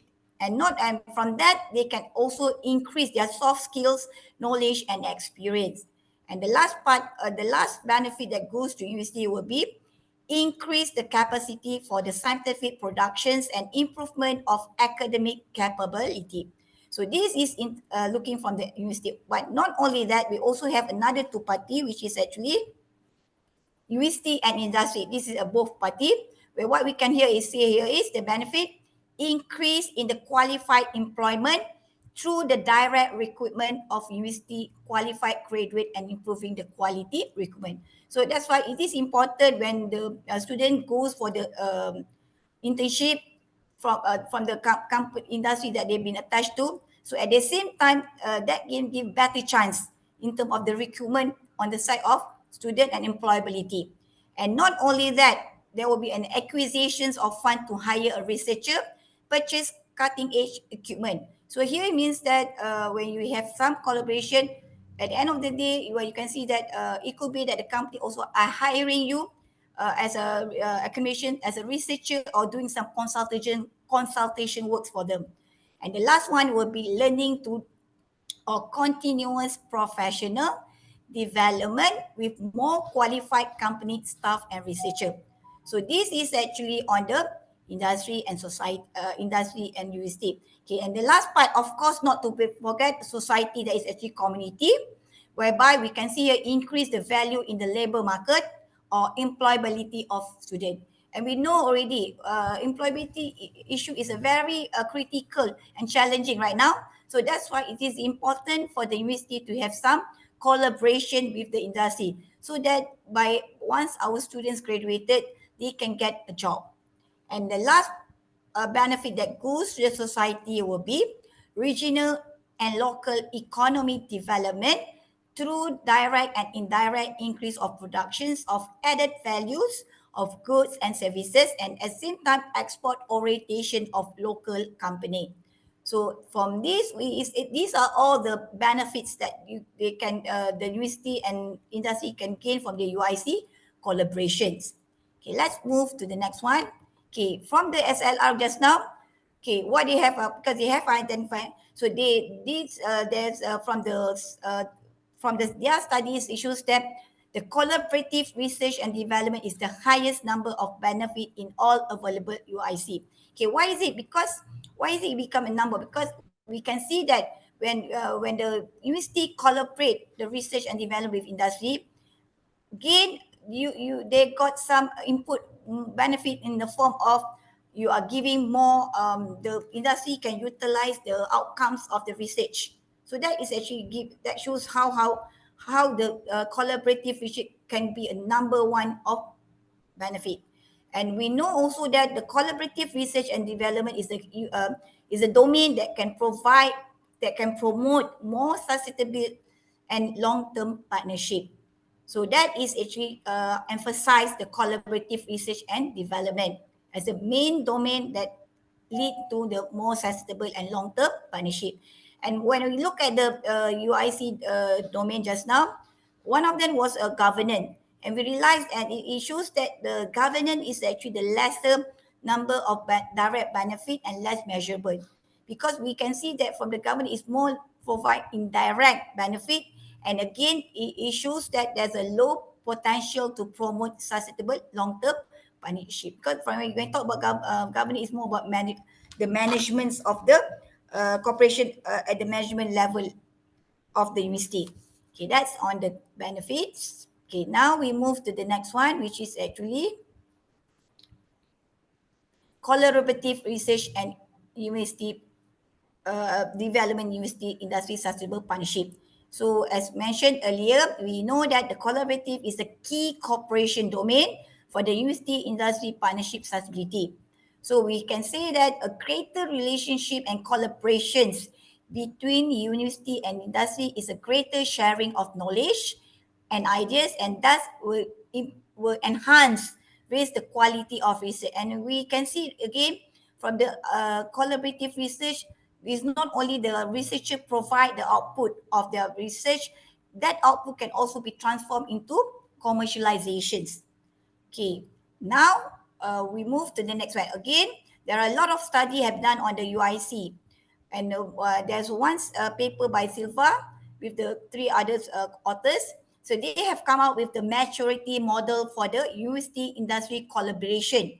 So what is MM? So UICMM is actually a maturity model to measure the effectiveness of collaborations between the various stakeholders, and its main focus is actually collaboration, specifically on the university industry collaboration.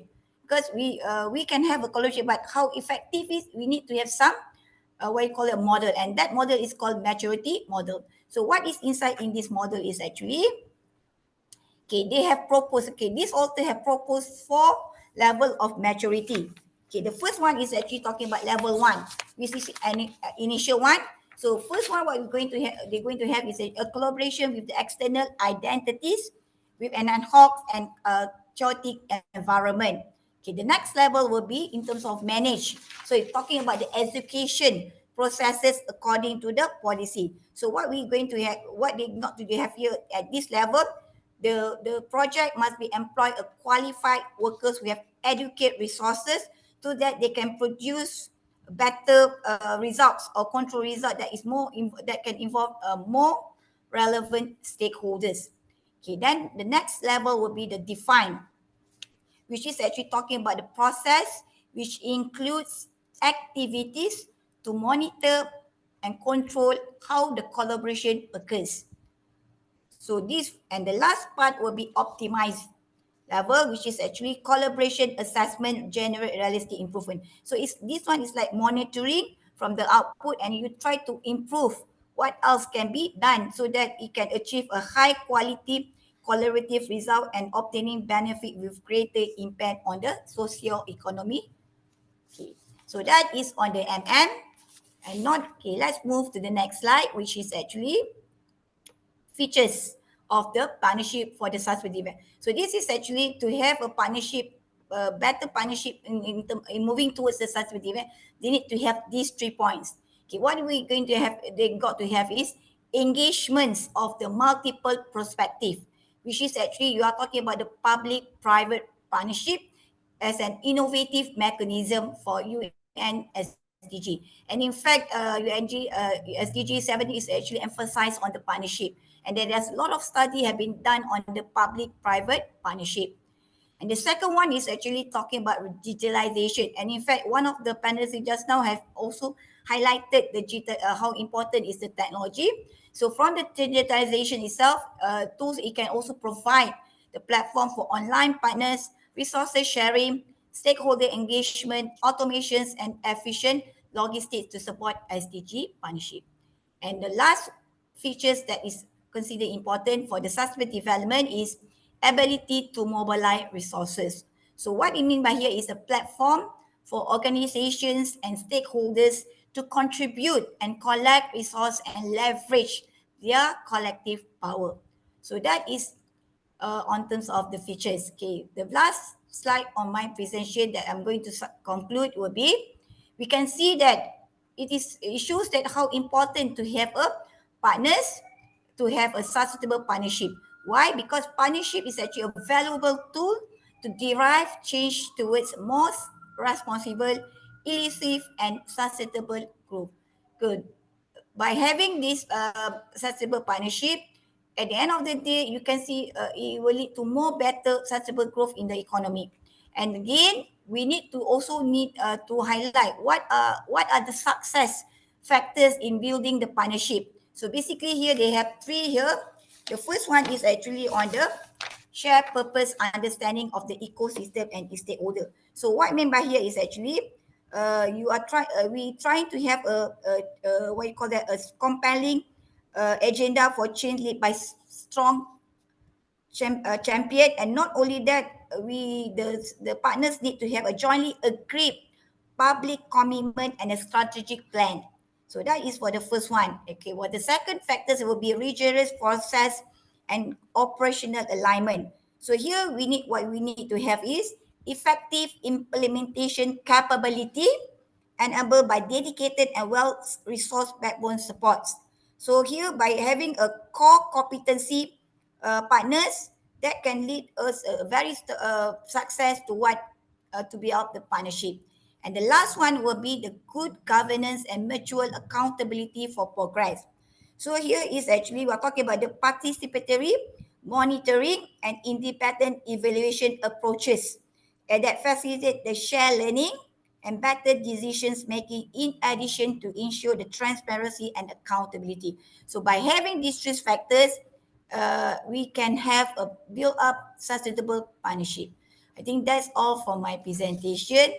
Thank you very much for your time. Hope you understand my presentation.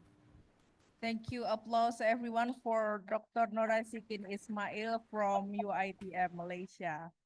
Okay, before we are going to the Q&A session, please everyone from the audience, prepare your question, or you may raise hand or open your camera and audio directly ask to Professor Norasikin. But before that, I would like to make a little summarize about her presentation, that partnership will elevate growth, especially for the university partnership with industry. But to have a partnership with industry, make sure that there is a supply and demand, match the demand of the industry, so the university won't have a short-term only collaboration, and the collaboration will be last long.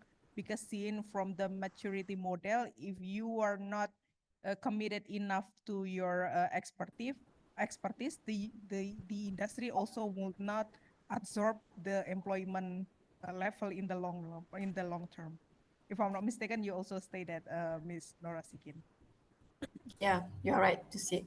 Very good. Also Summary. have a question.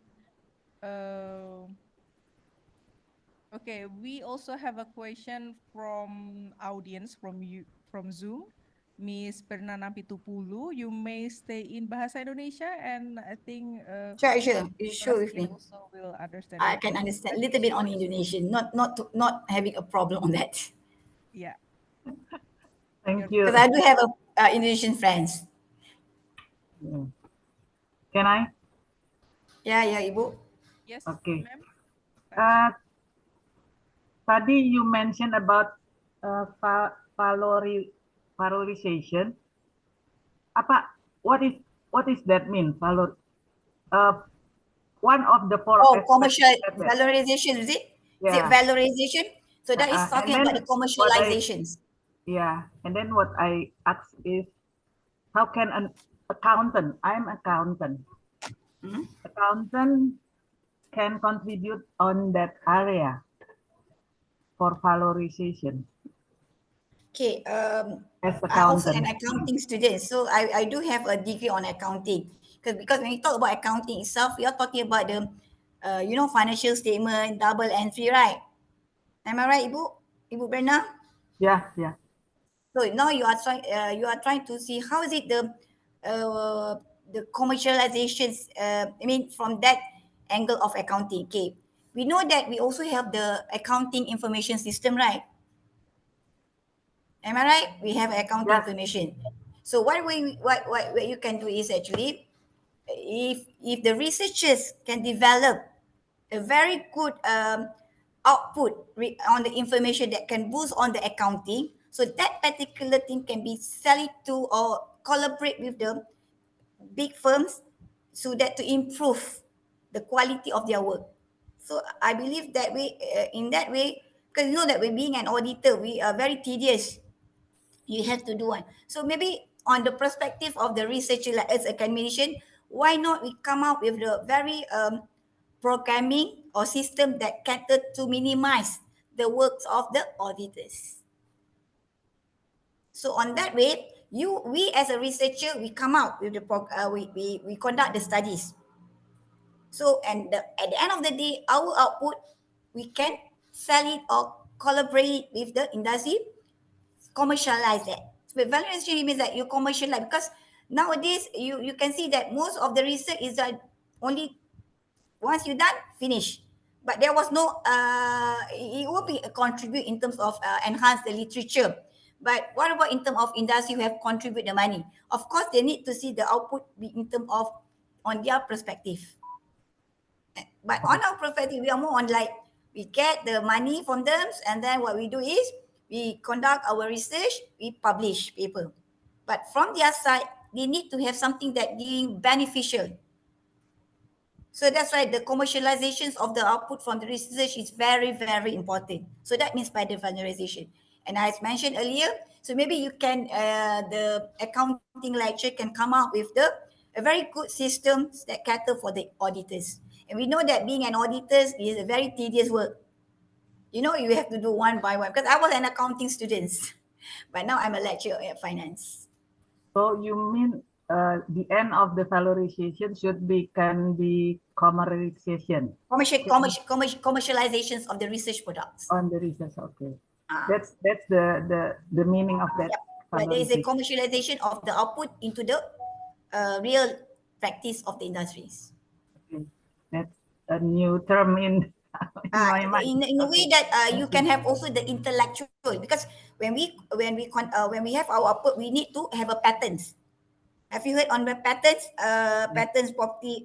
So we got to patents our products, and then from that patents we can also collaborate with the industry so that it can be utilized by the industry people. Yes, That's what I understand. the good My one. perspective. Okay, thank Is you. it okay, Ibu Berna? Okay. Am I answering your questions? Okay, yes. Okay, that's good. Okay, in Indonesia we said UUD, ujung-ujungnya duit. Oh ya Kak. Saya enggak pernah pergi ke Jakarta. I never been to Jakarta. I've been to Bongo and what you call that Bandung. Bandung have been twice, but not in Jakarta. Maybe I should go to Perbanas one day. You should, ma'am. Thank you, ma'am.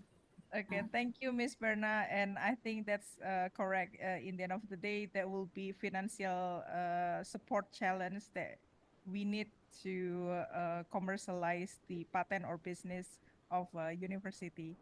And another question from you or feedback from the audience. Please welcome anyone who want to raise their hand or directly ask to Dr. Ismail about your question.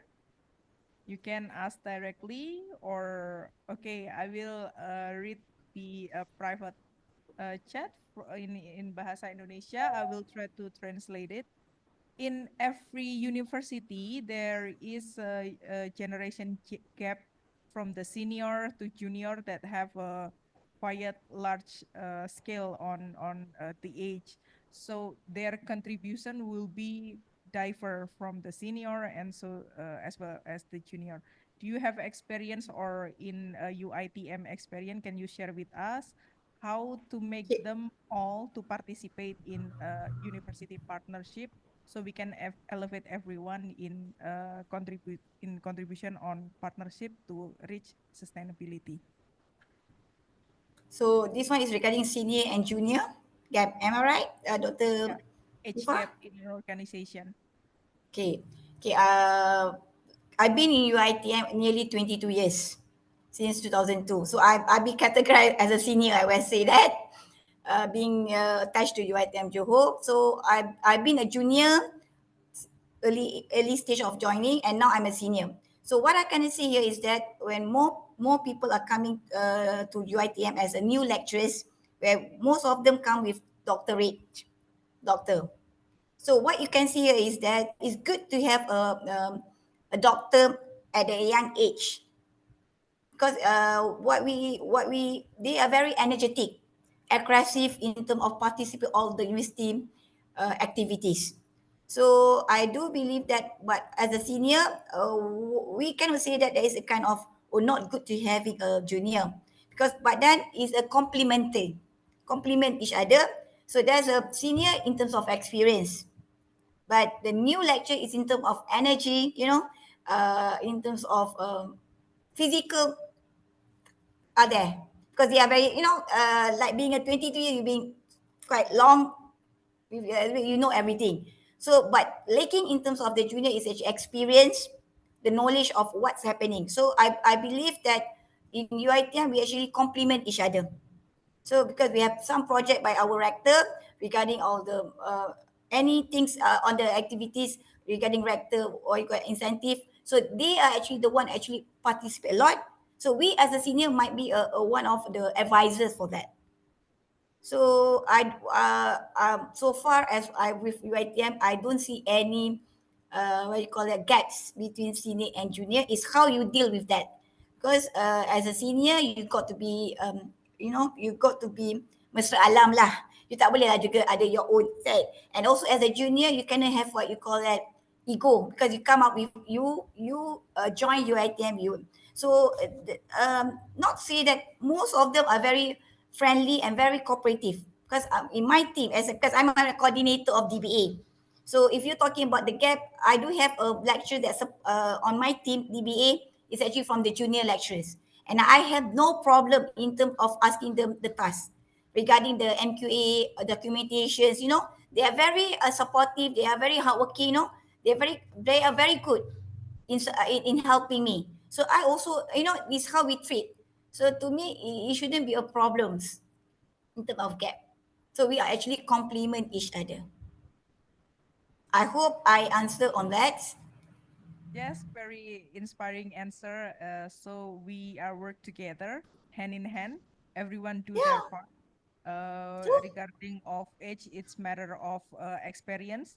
To those who have more experience, can be the director or people who direct the organization, and it's like an engine. The junior also who have more energy can do the grassroots activity, so everyone still can contribute to the university and industry partnership. It's a support system. You need to have to keep together. It's a cooperation. Even if you look at the punish, it's a collaboration, cooperation. And if you look from the perspective Islamic itself, if you look takaful itself, it was a mutual cooperation, solidarity. So at the end of the day, the mutual consent for both parties need to be there. Yeah, and no one left behind. Yeah, true. So that everything can goal of the university can be achieved. Yes, thank you, ma'am. Thank you, Dr. Ismail. Is there any more feedback or question from the chat room or from the audience? Because I think the time is already. Sorry for the trouble just now. I make it Okay, delay. yeah. I'm in the last person and not delay because of the technical parts. We are so happy to have you. We are so excited to hear for your next session, ma'am, regarding to the partnership or sustainability or other finance chapter that you will have in the future. Please let us know. Inshallah. And, come to Jakarta Perbanas Institute next time. So Yeah, I'm most welcome. It's my pleasure to be Yeah, there. we were so excited to Gain have you. experience from those from the banker sides, because Yeah. I So was not told that. only your student who have exchange here, Yeah. for you ITM also can having exchange session. Okay, Yeah. thank you, Dr. Norasikin Ismail from UITM Malaysia, and we've been friends since, I don't know, since years. So this is, I think, we are like a family. Very insightful session. We are very happy to have you here. Thank you for your session, and this is a token of appreciation from our rector, symbolic certificate that will be on behalf of our rector, Professor Hermanto Siregar, would like to say his thank you and appreciation to you by having this symbolized certificate. Okay. Dr. Nurasikin Ismail or Nurasikin Ismail, PhD from UITM, as your contribution in the second Perbanas International Conference on Economics, Business, Management, Accounting, and IT 2024. And the full version of the certificate will be delivered to you by email, and we will give following up to you after this session. Thank you, ma'am. Have a good Thank day. you. Assalamualaikum warahmatullahi wabarakatuh. Applause for Waalaikumsalam. Miss Norasikini Ismail. Thank you, everyone. And this is our session, I think, for our panel session. Thank you, everyone, for staying here since 8 in the morning and up to this is almost afternoon. And have a good day, have a good rest, and have a good activity after this. We still have a session in a conference room, call for paper. But this session, I will put it back to the MC. And thank you. My name is Stefanur Amelia, lecturer of Perbanas Institute. I conclude. Assalamualaikum warahmatullahi wabarakatuh. I return back the session to Mr. Adi Darmawan. Thank you very much. Waalaikumsalam warahmatullahi wabarakatuh. Thank you, Ibu Dr. Amelia. Allow me also to express my gratitude and high appreciation to all the panelists of today's seminar. Let's once again give a big round of applause for our panelists and moderator. Ladies and gentlemen, we have reached the final session of the opening ceremony. Allow me to inform some additional information regarding with the international conference as follows. The seminar certificate will be distributed via email for the registered participants. And then following this seminar, we will proceed with the call for paper activities. So we kindly request participants who have registered to the access to the link Zoom sent to the email addresses. Before I conclude the event, on the behalf of the committee, I would like to express our gratitude to all the parties and partners and sponsors involved who have contributed to the success of this event. Thank you very much for your presence, for your kind attention. We look forward for seeing you again at another occasion. Wassalamualaikum warahmatullahi wabarakatuh.